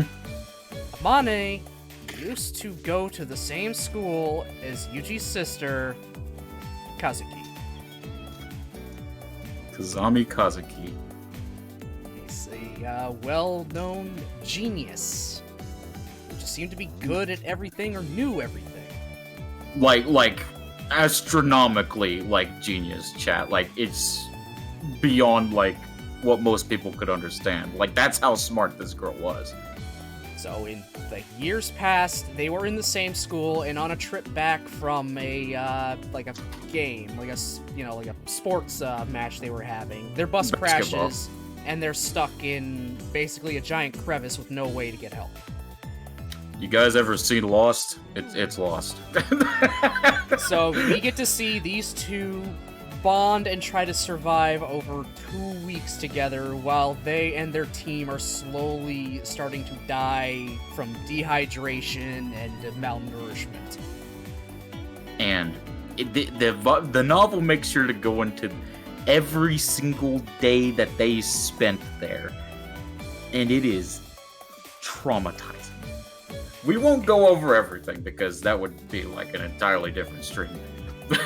But to really summarize the shit that happens, eventually all of the other schoolgirls and their chaperoning teacher resort to cannibalism to anyone that has died.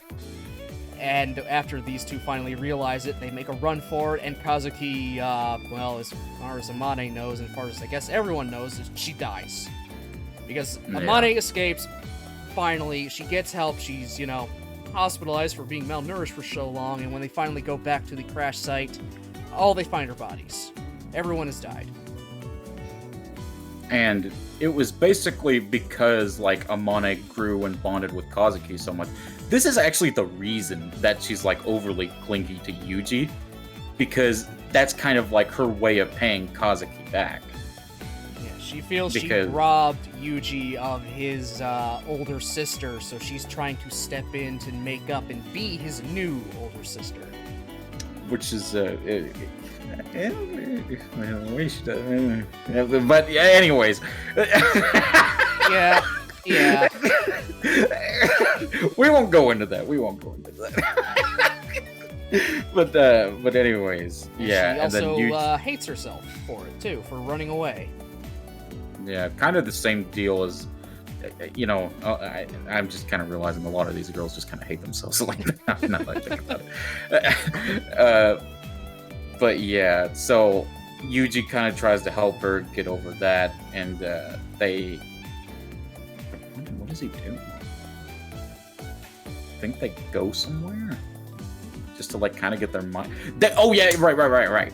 So like, she wants to find something that Kazuki left. Basically, I'm pretty sure. Yeah, from just like, like kind of one little comment she made and a map that Kazuki made. It's like, why would we need a map if we don't know, if we didn't know where the hell we were and how to get out? So Yeah. Amane was thinking this map leads to some secret cache of supplies Kazuki could have used to survive. So they go back to the crash site, but are ambushed by the father of one of the other girls that had died there because he blames Amane for, you know, his daughter dying.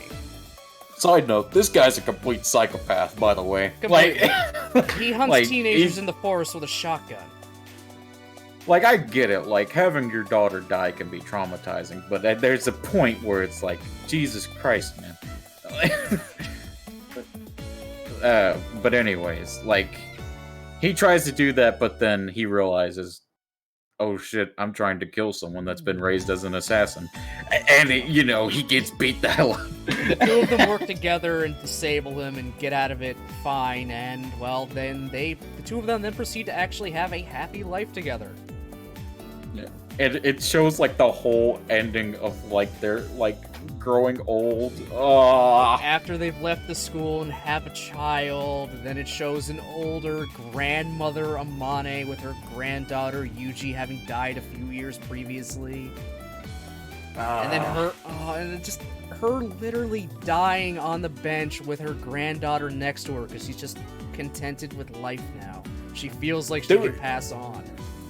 There is something that I realized, thanks to Baron's playthrough, that they didn't include in the Steam version. This is not like a hentai CG or a porn CG or anything. It is literally like the ending, like Amane's last few words. It shows Amane going up to heaven and like Yuji grabbing your hand to pull her up there. And I don't know why. Huh? I thought it was in the Steam version. I feel like I saw that. Oh, I don't remember seeing it. Maybe I'm just going senile. Maybe. I don't know. But yeah, I guess it was. But like that CG is so peak. Oh my god. Third route to make me cry. That whole ending scene got me. Now you guys might be saying, man, these routes are pretty good. They're all like amazing. Like they're like 10s out of 10s. Like Jesus, this is really good. Oh, don't worry. don't worry. We're about to get into Machina. So, the next route we're going to talk about a bit is Machina. Yirisu So this- Machina. This is gonna be our super spark notes because neither one of us likes her. Yes, exactly, Nick. Exactly.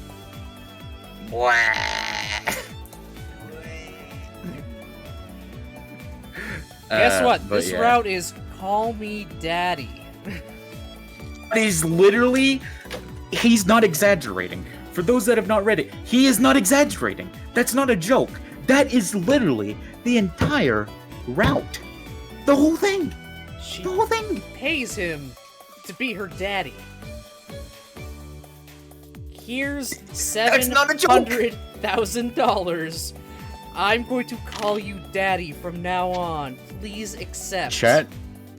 chat, I want you to realize that an adult wrote this down. I just want you to realize that real quick. And like, put that in your mind. That an adult wrote this down. Before then, she was just calling him Big Brother, but he got the upgrade to Daddy. Yeah. She does have, like, some legitimately, like, traumatizing stuff and good writing, but, like, it's just overthrown by that god-awful, freaking obvious fetish shit, man. Her whole thing is she's the daughter of the current head of a globe-spanning corporation. Yeah. Basically, like, they are, like, very cutthroat. Like, it's mainly just business, and this business that she's a part of is not, like, localized in Japan. It is a worldwide business. Like, it's massive. It's a global conglomerate. Yeah. But yeah, it just kind of like, it just goes into like trying to like find the who will be like the next to like take the spot as like the leader. There's some stuff with her sister. Her sister gets effing blown to smithereens. There's apparently a lot. And I don't know how she lived that, dude.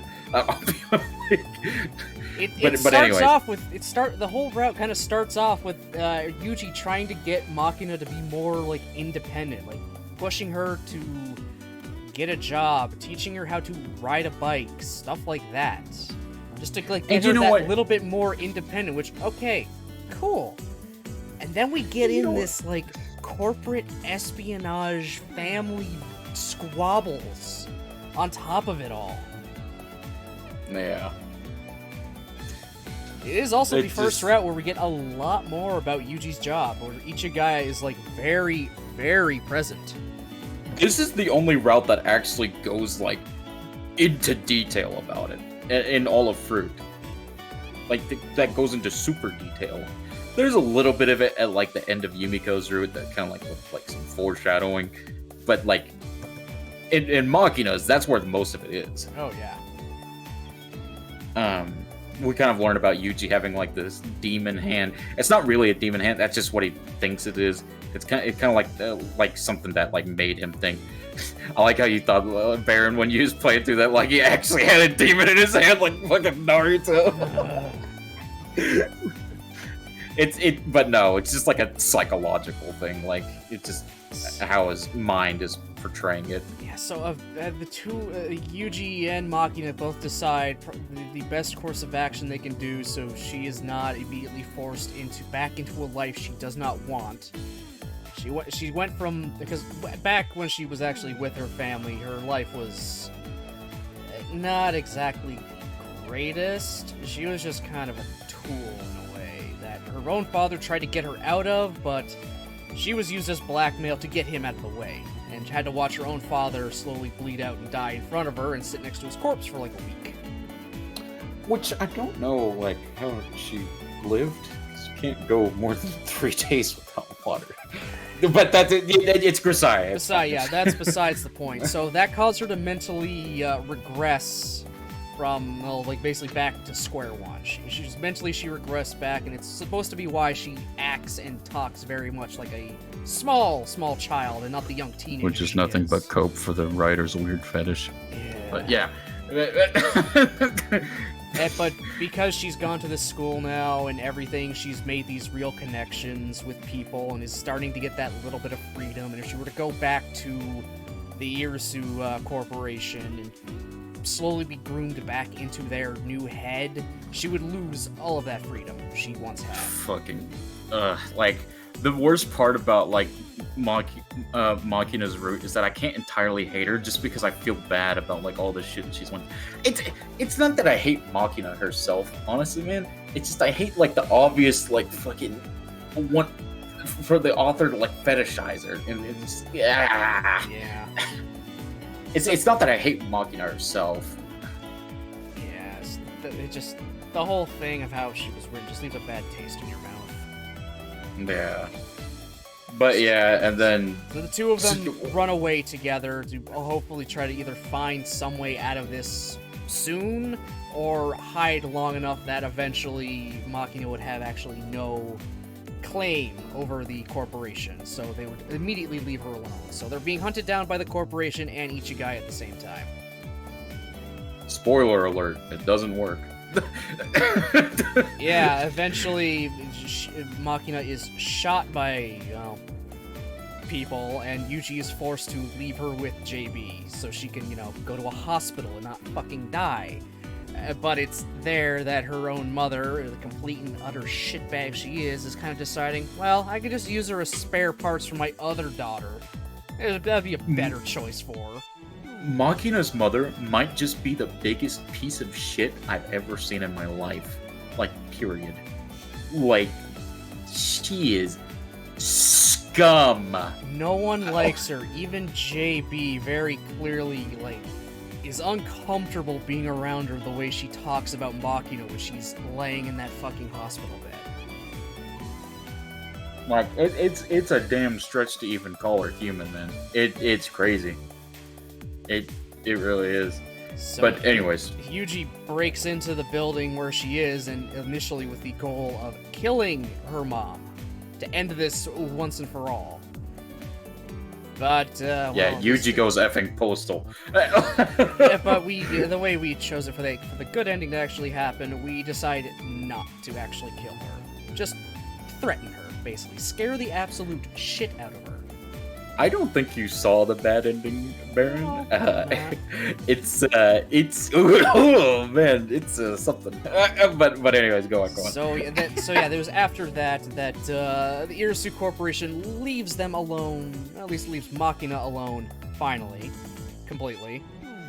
Her mother even fleeing the country entirely. And at this point, Yuji, I believe, is presumed dead.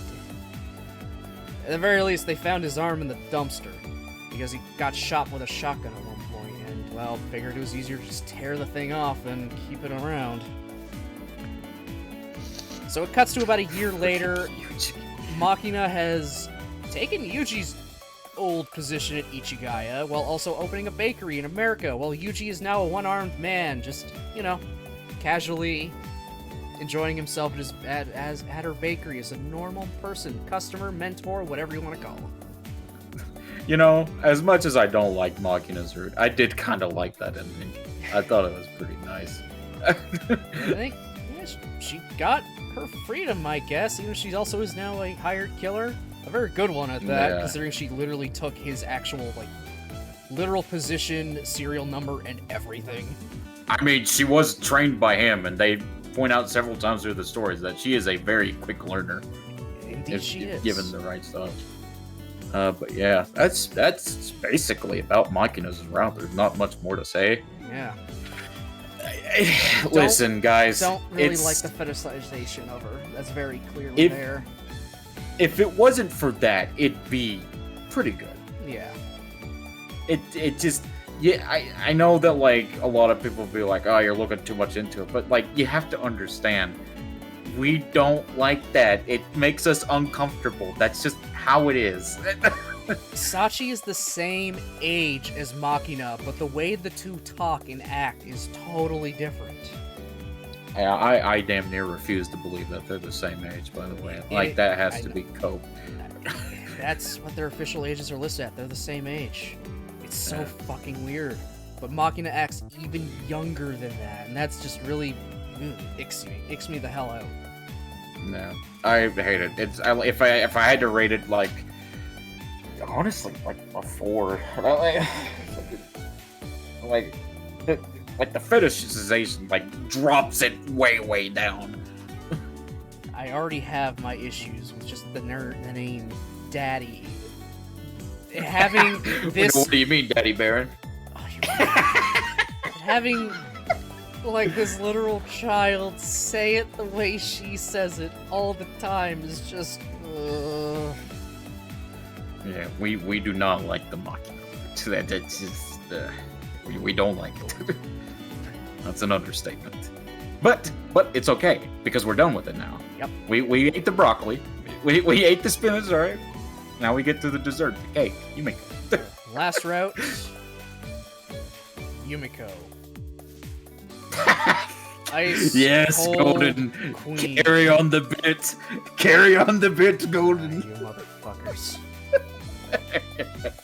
Yeah. Final route we have is Yumiko.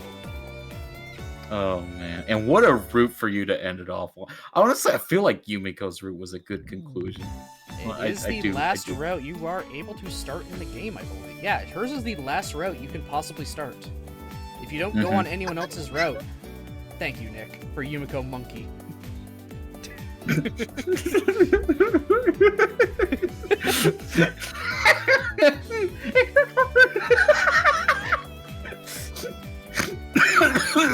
You good, bud?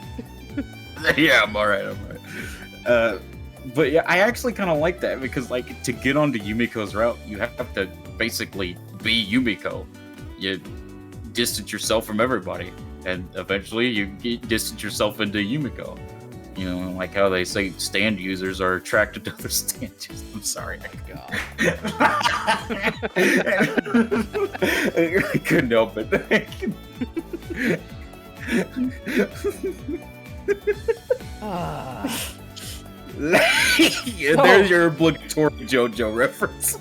So, we have Kazumi Yuji, this stone-faced, misogynistic, cold motherfucker.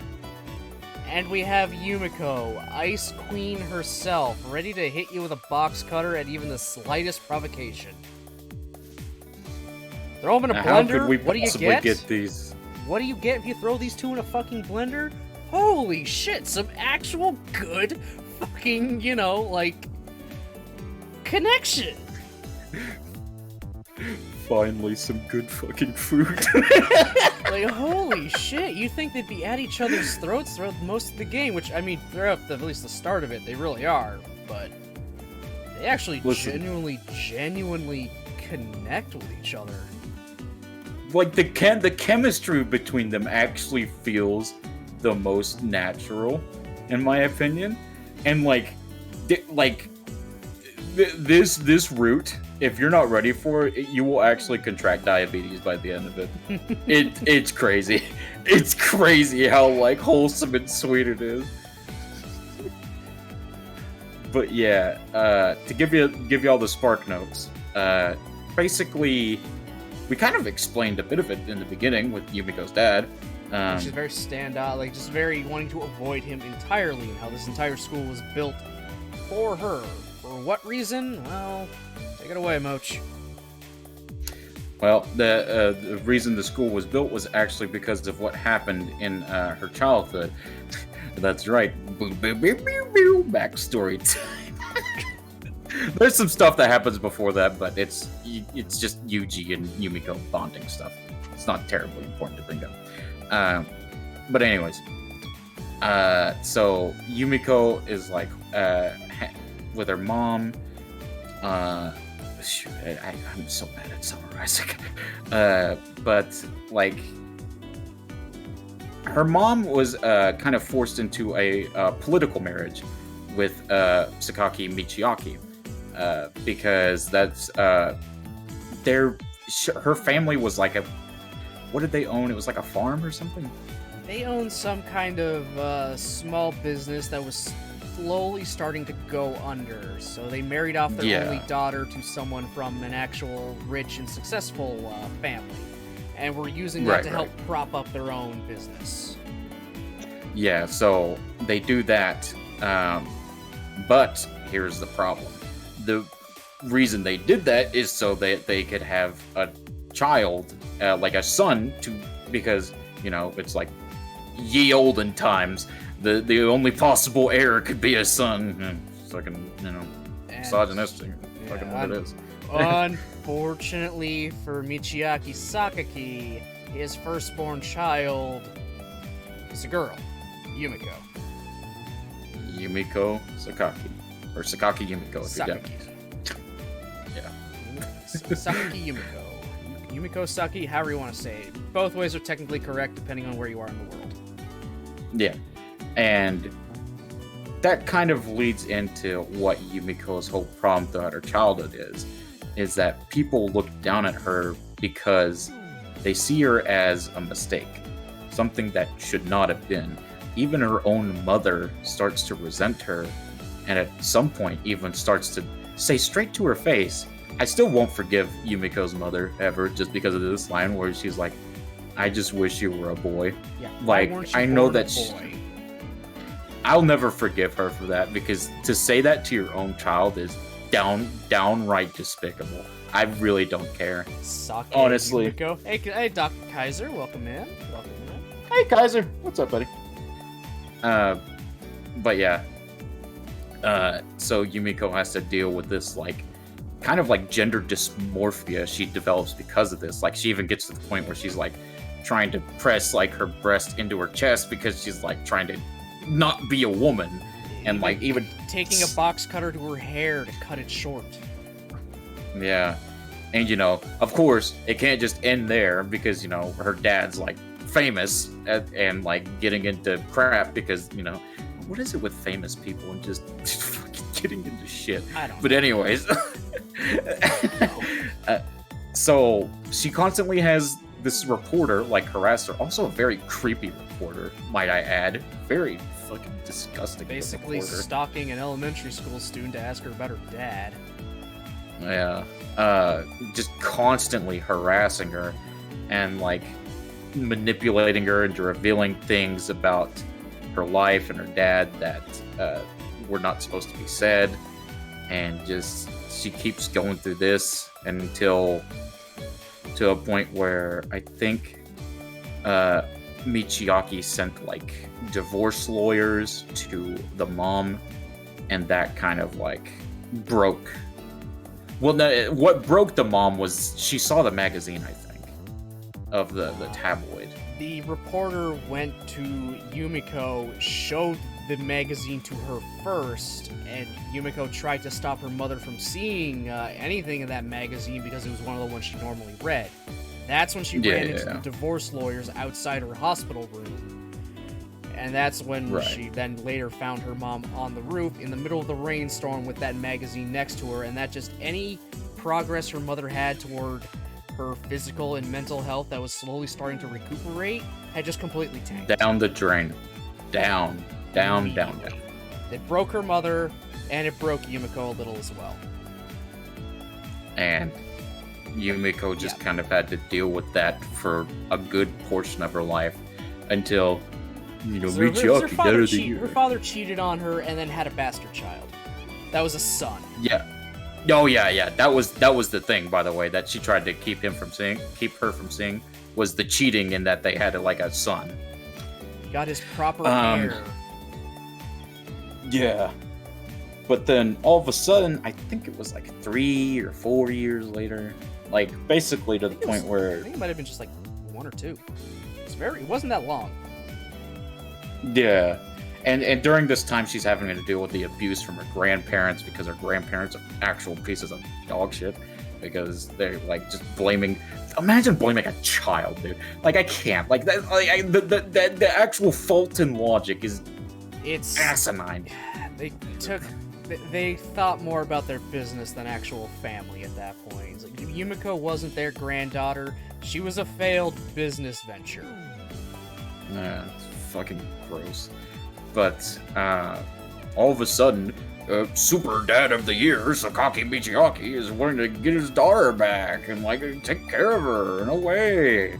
And honestly, at this point, Yumiko is just wanting to get out of the house with her despicable grandparents. So she's like, a might as well, basically. It's a might as well situation. Mm-hmm. So she goes there, and Michiaki manipulates her very, very scummily, and convincing. And it's very realistic depiction of what actual manipulation is like. Just being overly nice, overly patient, not really raising any objections, pretending to want to hear the other person's opinion, even though, they have no real interest. It's just putting on this facade, and that's what real manipulation is like. It's just pretending to be overly nice. And it's hard to depict signs like that, because if someone's a manipulator, they can hide it very well. And well, Yumiko falls for that manipulation. She actually sees her dad as this actual good person that's trying to, you know, mend a bridge he had burned so many years ago. Yeah. Until she overhears the servants basically say, "Oh yeah, he hired all these private investigators to follow around and find out every aspect of her life, and also his only son died very early on, so he needed to, you know, he needed an heir." Dude, you know Michiaki had those guys fired and then probably taken out in the back and shot in the head. I don't think so. I mean, he wasn't home yet. They didn't expect Yumiko home either. She didn't make her presence known. She just overheard all of it.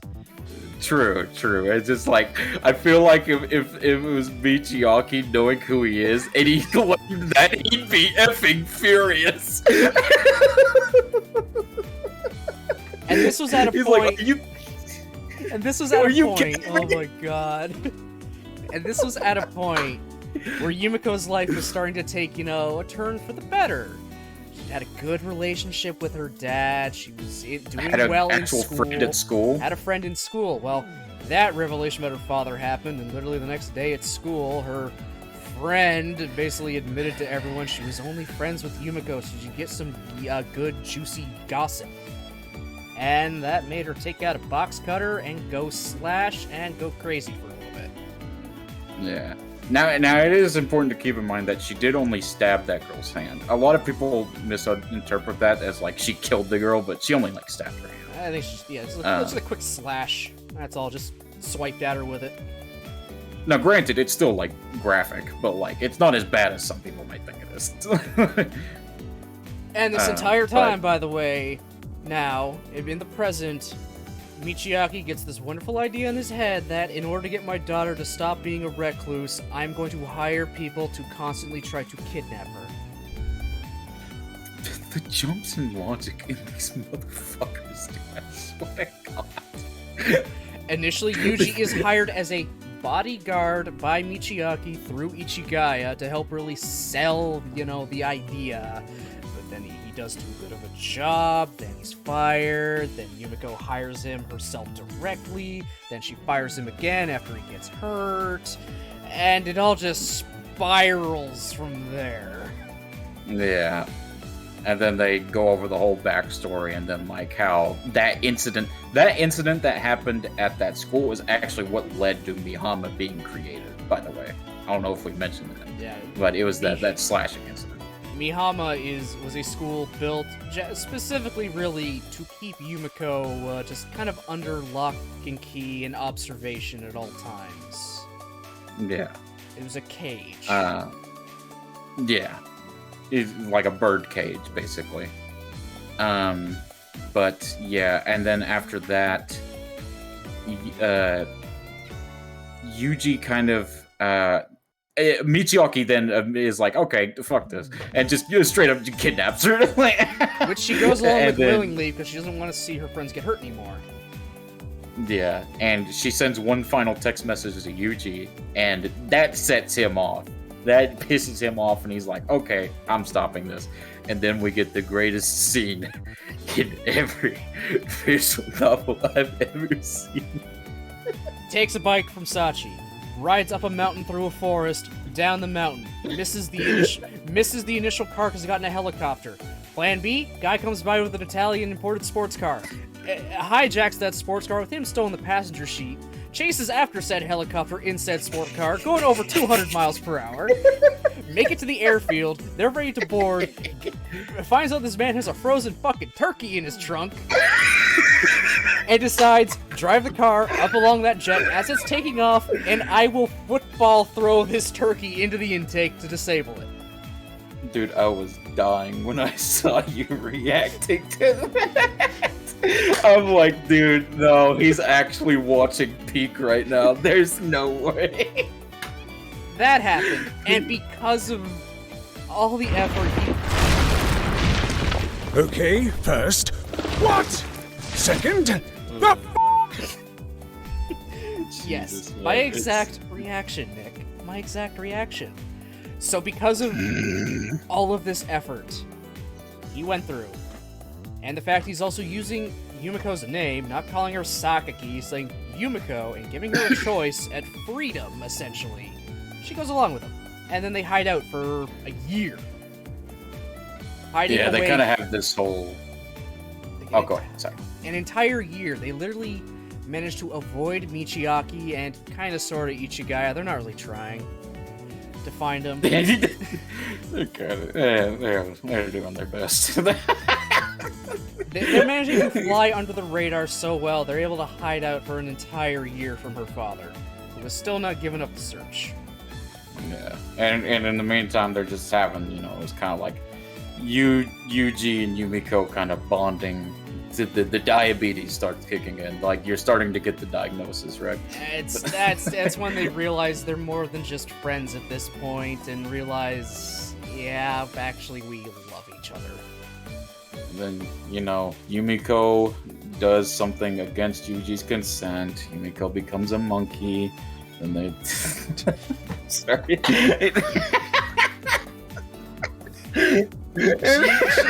Jesus Christ. Eventually she starts feeling really bad of all the shit she's put Yuji through for a year, and tries to call her dad, but stops at the last second, but it's too late at that point, so Yuji they run off. They run off again. Yeah. And after a really, really, really sweet scene in an amusement park to kind of do something, Yuji doing something he promised he'd do. I still have that CG of Yuji and Yumiko saved in my computer. It's a good CG. It's so good.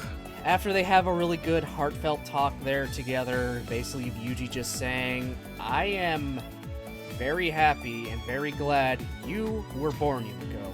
Because if not, I wouldn't have anything to live for. I wouldn't know happiness. Listen, I don't care what anyone says. It's Yuji x Yumiko. I don't care. I'm done. Listen, I can't. Yeah.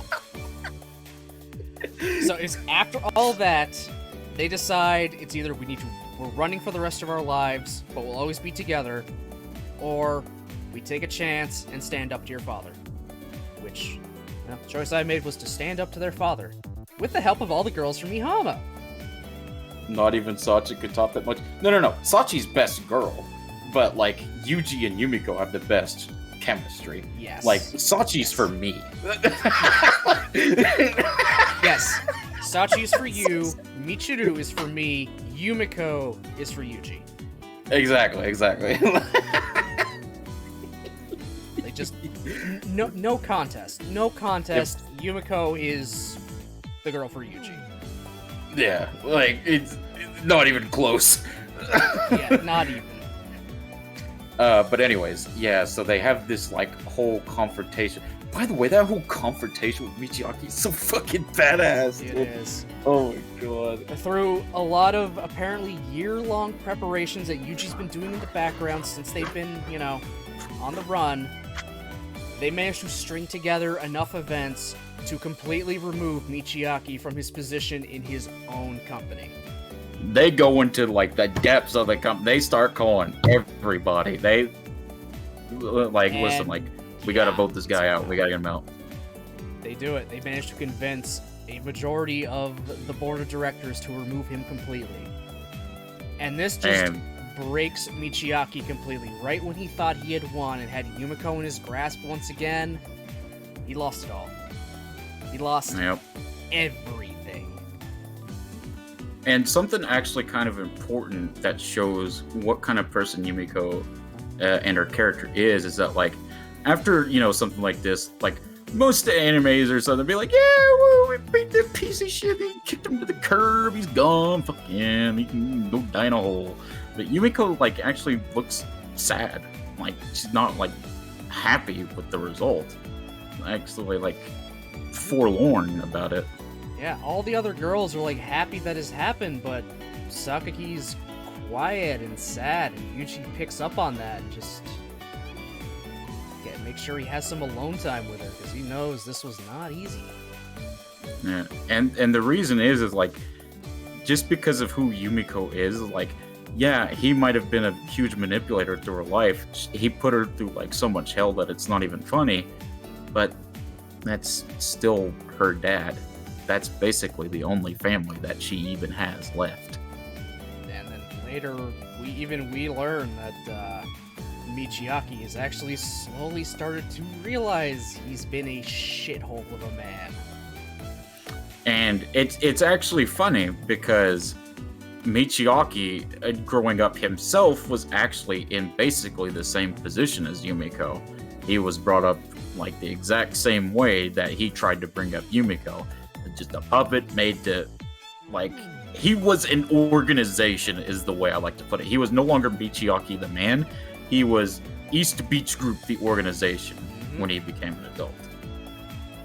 And I want to make this clear when I talk about this. He is not forgivable, all right? He's not redeemable. But at the end of when Yuji starts like talking to him in the hospital, he does make an honest effort to change. Like, he does his best. Yeah, after that whole scene where he lost everything, he started going back to every place Yumiko and her mom had been throughout the entire time he was married to her, to try and get an inkling of what he had put them all through. But because of his childhood, as much as he wants to feel bad about it, he physically cannot. He knows he should, but all of his emotions have just been burned away that he literally feels nothing. He's an emotional void. It's almost kind of like a way of like how Yuji feels as well, if you think about it, because that's kind of like the same deal that Yuji's going through, is like the dying of his emotions, just in a different way. So I think that's why like Yuji could kind of relate to him in a way, just not in a like huge way. And like you said, Yumiko being Yumiko, she gives her dad another shot. Her and Yuji help him get therapy and help he needs to be a better person in the end. I will say, I think it's important to point out, a lot of people actually don't like that, but, and I'm not, if it was me personally, and I think it said the same for Baron, I would have told that dude to go fuck himself. Oh, yeah. Never talk to him again. Abso-fucking-lutely, but that's just not Yumiko. As much as she hates his guts, that's still her dad and literally her only family. And you know what? She's like, if he wants to make an honest change, I want to help him make that change. And you know what? He fucking does. By the end of his life, he's described as just a happy old man that loves his grandkids. Which, of course, the two of them, yes, they did get together, and they had a kid who has enough sass to match, if not eclipse, fucking Yuji, and I love it. That whole epilogue is peak. I don't care what anyone says. It's peak. So that's actually 2 epilogues that go fairly far into the future. Yeah. Like all of them have epilogues, but some don't go very far. Sachi's only goes, I don't know, maybe like maybe a few weeks or so. Michiru's goes about the same. Makina's goes about a year forward. We know of Amane's goes all the way up to the end of her own life, and then here comes Sakaki's, which goes to when they're probably in, like, I don't know, maybe their early 20s. Honestly, that's what made Amane's hit so hard, is it goes through the whole thing. Jesus Christ. But yeah, Yumiko's route, that's a 10. That's a 10. Right. That's a 10. It's not close. It's not even close, man. God. Yeah, it's just so fucking good. Why is Grisaia so peak? Now, who let them cook? Whoever did, let them cook some more. Cook again. So, Mochi, I know a little bit while I was playing through the game, you wanted my thoughts on what you thought was the best route. Yes. Well, and now that I finished the game, I can very much tell you what I think was probably the best route in this whole game. I swear to it has to be Michiru. Knowing you, it has to be Michiru. Michiru is my personal favorite, but I think Yumiko's route is the best route in the game. I agree. that, you know what? Yeah. As much as I Yumiko, love like- Michiru, the whole twist with the DID and all that stuff, even if it was also the first one I played, Yumiko's route feels like the best route out of all 5. Out of all 5, It's Yumiko's just- route is the best. It's just because of like the chemistry between Yuji and Yumiko is so much unnaturally stronger than everyone else's. That's why it feels more satisfying. I don't know. Like it just feels good, I guess. And just like the writing and the fucking like it that route encapsulates Grisaia basically. It has lovely rom-com. It has deep emotional baggage that punches you in the gut, and great payoff. Like that route is Grisaia. Very, very much so.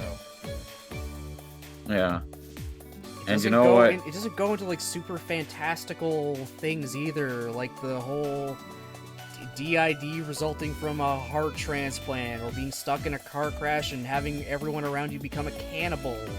Weird corporate, global spanning espionage hits and shit. Mm-hmm. It doesn't go super crazy. Yeah, the whole kidnapping thing is much, but I mean, that's just a dad trying to force their daughter into a position she does not want. Right. You kind of get that with Machina too, but that just, it goes a little too overboard with hers. Yeah. Dude, I swear to God, just to erase Machina's route, and it's the best game ever. Just take it out. I just want to get a little rag and just scrub the stain off. Overall, I'm still gonna give Grisaia a 10 out of 10. I just like to ignore Machina. It's amazing.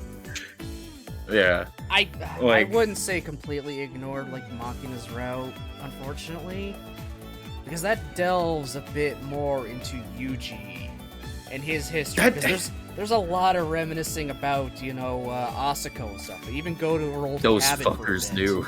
Those fuckers knew no one wanted to go on Machina's route. That's why they put that shit there. They could have easily put that on Yumiko's They route. delve much more into just Yuji's backstory, his thoughts and feelings about Asako, and you get more of that relation between him and JB. Because now, I mean, JB really cares for Yuji because Yuji is not only, you know, like basically a son to her, but is also the last, like, trace of Asako left in the world she has. I think you're really gonna like Labyrinth because it sounds like there's like so much you want to know more about Yuji's backstory. Oh god, yeah. I think you're really gonna like Labyrinth. It's a lot of people. Okay, I will say a lot of people don't like the sequels Labyrinth and Eden because they just don't. They think it was unnecessary additions, but I mean, it's still Grisaia, and it still has that awesome Grisaia writing, and that's why I personally like it. I think they don't like it because it ramps up like the ridiculousness of Grisaia by quite a bit. But I mean, that's Grisaia, man. It's ridiculous. That's just what it is. Maybe, I don't know. Maybe that's just me and just like a goofy shit, but that's why I like Grisaia so much, because it's not afraid to just be like pushing your expectations to like the extreme to the point of that's not possible. Everything about Grisaia is insane. Yeah. It's meant to be crazy. Yeah, and I think like down talking the sequels because of that is like you're not appreciating it for what it is. That is Grisaia. But yeah, man. This has been a fucking blast. It really has, man. Been a long time coming. Yeah, That's for sure. I don't know if you guys knew. I think I've said this a couple times, but this is the first time me and Baron have even been in a VC, like a period. Yep. 100%. First And time. we And we told y'all we was gonna get off track and say some goofy shit, and yeah, sure as shit we did. Sure as shit. Oh man, and hopefully we have a lot more collabs coming down in the future. We may even read a visual novel together. That'd actually be pretty fucking fun. That would be. I'd be 100% up for it. Yeah, I just have to find like a good one. Well, you got the pyramid of the Grisaia characters going on there. Yeah, just kind of putting all our main 6. But yeah, man. Like, it's something else about Grisaia. It's like the character design feels iconic. I don't know why. Like, I look at those sprites, I'm like, those are my Grisaia girls. Yep. I mean, like, and yeah, they're so iconic. Here they are right now. Yeah. You're wonderful emotes, man. I'm so proud of those. I tried to like tailor those to like each one like I felt represented like the girl the most. I think I was cooking with Michiru's. I'm gonna be honest. Featuring Baby Rage. And thank y'all for hanging out with it. I know we went kind of deranged there for a bit, but Yeah, after we managed to tone it down with the Michiru one, this went really well. We went too long with Michiru, holy shit. I just like talking about Grisaia too much is what it is. Is that I'll like get too deep, because like this is one of my first visual novels ever. Like Katawa Shoujo, I said that like such a freaking hick, but Katawa Shoujo. That's what happens when you're from the South, buddy. Yeah. But yeehaw, buddy. Get along, little doggy. But anyways, like that was my first visual novel, and the reason I actually got into Grisaia was I was looking like I actually googled like what are some visual novels that's like Katawa Shoujo. Mochi, you and a wanna know lot something? of people. You wanna know something interesting? Oh, what's that? That's exactly what I did after I finished Katawa. I literally looked up what visual novels are like Katawa Shoujo, and Grisaia was at the top of the list. And everyone says Grisaia. Like, Yeah. Everyone says Grisaia. That is why I played the fucking game, because like they say it makes you, it feels kind of like Katawa Shoujo. It goes to kind of that kind of depth. Like, okay. It's So- definitely a lot more wacky, but in a good way. Yeah. Like, oh man. A lot of people do like dog on Grisaia for the wackiness, but you know me. That's me. I like my wackiness. Hey, it's entertaining. Yeah. I love it. Like that's the thing with Grisaia. There was never a moment where I felt bored. And I think that is talent. That is talent. Not too many like, okay, can we carry on yet? Can we carry on? Let's go, let's go, let's go. I mean, there are some points where they kind of talk a little too much, but it's not like, But it never felt like a drag. It was Yeah. never like, just get me out of here. It was always like, that's the thing about Grisaia. It's something's always going on. Yeah. Something. like I can compare it with Digimon Survive right now, which a lot of points in that game, they're talking in fucking circles. In multiple conversations, they go over the exact same points over and over and over and over again. It's just like, holy shit, shut up. Dude, I'm not gonna lie. Like, I'm sure Digimon's fun, but what I've seen of that in your streams, I'm like, I feel like that would get really old. That's the newest Digimon game we have.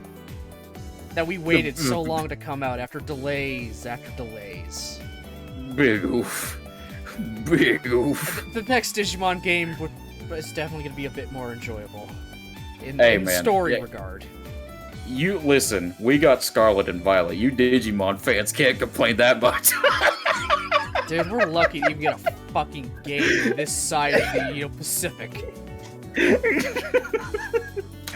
Bro, we're lucky to get a good shiny. Dude, I'm not kidding. We're lucky to get these fucking games. You know how blessed we were to get fucking Cyber Sleuth back in the day with its barely looked over translation? Oh yeah.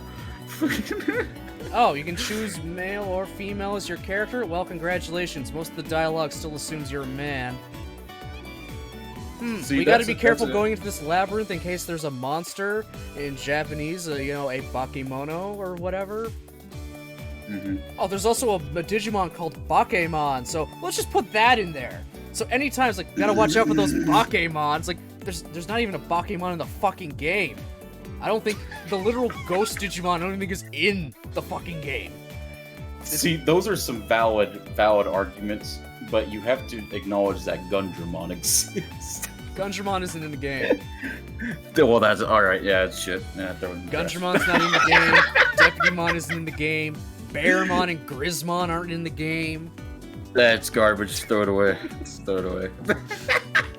Gundramon is peak Digimon design. But it does have the Gundun. Hey, that's one W. It's a very small W, but it's one W. Yeah, it does have Gundun. Jeez. Oh my goodness, man. What a fucking ride. I can't wait. Nick actually brought my attention to it, but I never actually did the Phantom Trigger series for Grisaia. Did I tell you about the Phantom Trigger series? I think you mentioned it. Didn't a new one of that come out? Yeah. Okay. So it's kind of crazy. So Phantom Trigger is in the same. I think it's in the same universe, but it's an entirely different set of characters going through their own thing. Okay. But it takes place in the Grisaia universe. And apparently the new one that just came out is those characters meeting up with the OG Grisaia characters, and it's like a fucking BoJack Horseman. What is this? A crossover episode or some shit? Okay. But that's why I need to get caught up with Phantom Trigger on my channel so I can actually see that, because I heard that there was more Yuji in the original girls accent. I said, yes. Sign me up. Sign me up. I'm glad Nick reminded me of it, because I forgot about the Phantom Trigger series. I think I was originally planning on reading it, but I was just like, man, there's no Yuji, there's no Michiru, there's no Sachi, there's no Yumiko. It's like, can't. But now that I heard of that, it's time to catch up. It's time to catch up. Man, there's about like 8 of them from what I remember. Yeah, there's 8. Holy fuck. Yeah, there's 8, and then that final one where I was talking about, it was like a mix-up, like a crossover episode. It's called Chronos Rebellion. Huh. I'm just waiting for that to go on sale because it's like $40. But like, yeah.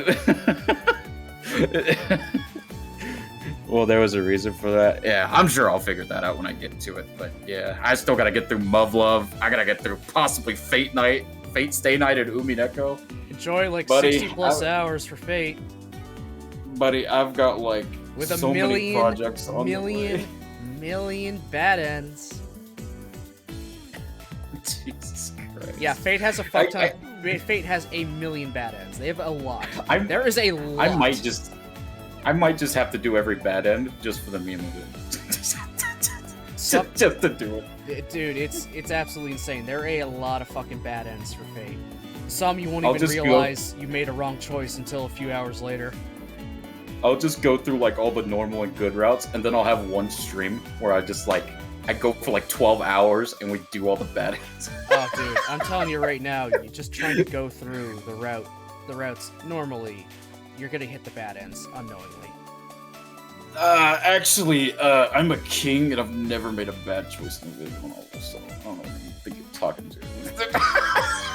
Coming from the guy who thinks Sachi is best girl. Yeah. And we also don't talk about the multiple times I fucked up roots on Muv-Luv and forget. Dude, I was struggling with some of those Muv-Luv roots. I don't know how. Also, I cannot wait for you to get to Muv-Luv, because there's like, it's specifically Muv-Luv Unlimited. I know you'll love it. for me, it's pretty good so far. I'm liking it, but I know you'll love it. Like, it's a very you thing. All right. Yeah. Well, There's a reason why I bought it for him. well, I mean, I'm slowly going through all the games I'm trying to go through. It's actually a decent pace. Yeah. At first, we gotta get him through Ratchet and Clank, the best, the GOAT. Yeah, that is coming. That is going to be coming very, very soon. Not I'm next about week. to I'm about to be in all those streams. Yeah, not next week. I can tell you that right now. Not next week.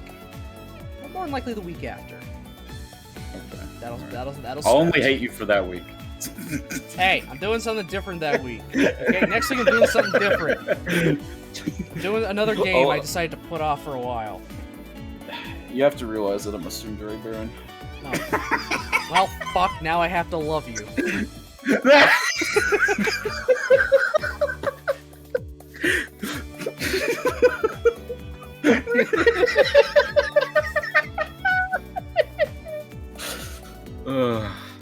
It was fate. It was fate that I came in on that Grisaia stream that day. I swear to God, it was.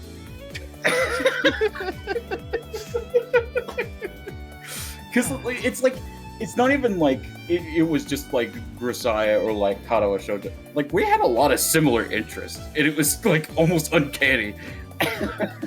Honestly, yeah. Fucking Jesus, You can fucking tell through this entire stream we had here. A lot of what we were saying, we thought the same fucking thing. Yeah. Oh, that's just what happens when you get two based people in the same room. Oh, but yeah, man, I've rambled on for so long, and I've kept your people here for hours and hours and hours. Oh, don't worry, they're used to it. I've done 12 and a half hours and regretted it. Oh, Jesus. You're actually planning a 12-hour stream soon-ish, aren't you? Thank you for bringing that up, actually. Yeah. Yeah, for those that aren't in the Discord, this month is actually going to mark the 2 years of me being affiliate here on Twitch.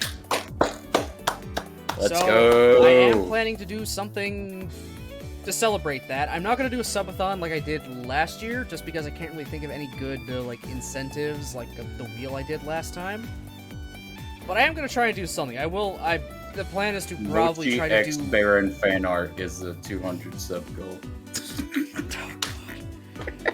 I plan to, at the very least, try to do some kind of extra long, like, 12-hour stream where I do a variety of things, like play some games or do some activities, especially with you guys in chat involved. I just want to hear kind of like thoughts from you guys. Is there anything you'd want to see for some kind of big, long, special event like that?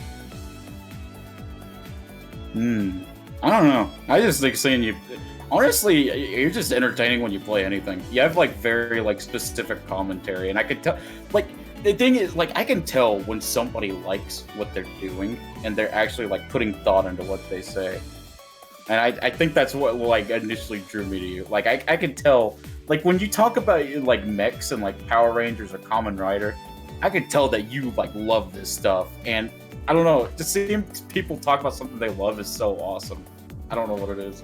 I do love all that stuff. Maybe some horror games since October Halloween's coming up. I mean, it's still That's true. September when I'll be doing that, but maybe. It would be on the edge. It would be on the edge of Spooky Month. Plus, I don't have a confirmed date yet that I'm going to do this. And then I'll come in during the middle of the stream and then just shout and then leave.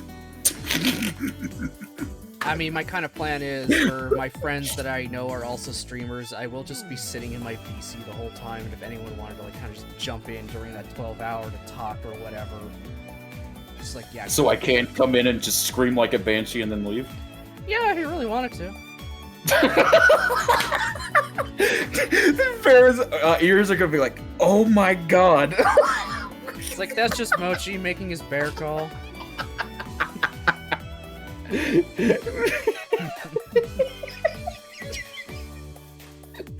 I'm putting that on my calendar. Yeah, Reminders. So, Spook the shit out of Baron. So yeah, just expect that at some point, probably toward the end of the month, if not right into like probably the first week or two of October. I just don't have a date just yet. Just know I am planning something like extra long 12-hour stream of me doing something. Probably a variety of things. I probably do a lot of like maybe multiplayer games or smaller, simpler games. Exactly, Nick.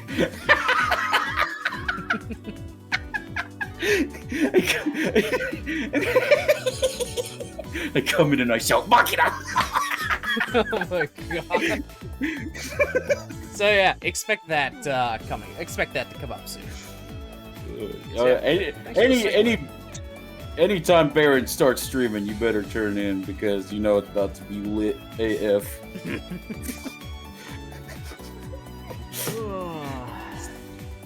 I need to start. I've been kind of lagging during my stream because I don't know.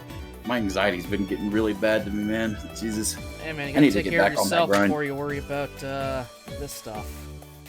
That's true. I don't know. I need to get back into it. Psych myself up. Go Super Saiyan. Fortnite, brother.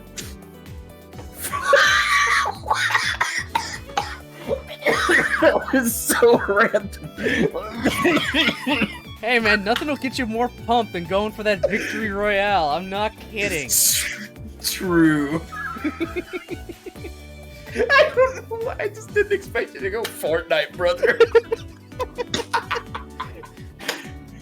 You know what that reminds me of? There was like this one. I actually brought this up in my Nikkei stream. There was one day I was chilling in a Discord call, and like we was just kind of sitting there, just like playing a game, not really like talking.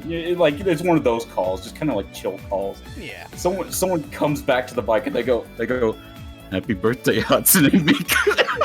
Like what the fuck?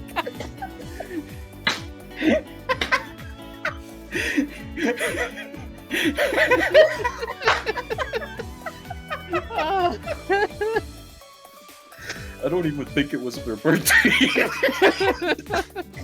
Oh my god. What do you mean no, Nick? I've played Fortnite on stream before. Honest to God, it is actually a lot more fun than you think. Once you get past the stigma of it being for screaming kids, it is actually pretty fun. I mean, I heard that mode where you can play it without having to build can actually be pretty good. Oh, that's all I play. I zero build. That's it. That's all I play. Yeah. That's what kept me off Fortnite for the longest time, because like I just can't build. I can't. I physically can't. Yeah, no, I can't manage that. And I don't really like having to try to play a game. I take one pot shot in a guy and he's made fucking Fort Knox around himself. And then I have to report him for stream sniping. Shout out if you get that reference. But honest to God, Fortnite zero build is a lot more fun than you think. Yeah. You know what's crazy about Fortnite? That it started out as like a zombies game, didn't it? There is still kind of like that mode in the game, I believe. Yeah, that's what it was like initially marketed as. It's like it's supposed to be like, oh, this fun zombies game that nobody fucking played. Yeah, it was a horde mode game. Yeah. And then they realized, oh, yeah, we're not doing that. Battle Royale King. Do they even update that mode anymore? Or did they take it out? I think they have other modes they have now. I think there's probably some kind of heist mode in it now, too. I know that they did add, like, I think it was Fortnite. They added, like, a creative thing where, like, you could make your own, like, games in Fortnite. Was that Fortnite? Yeah, they have their own little creative custom game stuff. Yeah, Roblox 2.0, baby. I mean, clearly Fortnite is doing something right if they're able to secure how many different, like, collaborations and crossovers with big brands. True, yeah.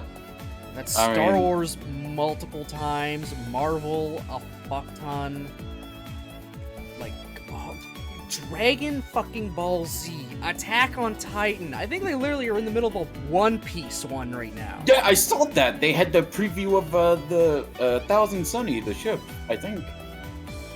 Yeah. They got an entire One Piece thing happening too now. the fuck? It's clearly huge and doing something right. If they can get all of this.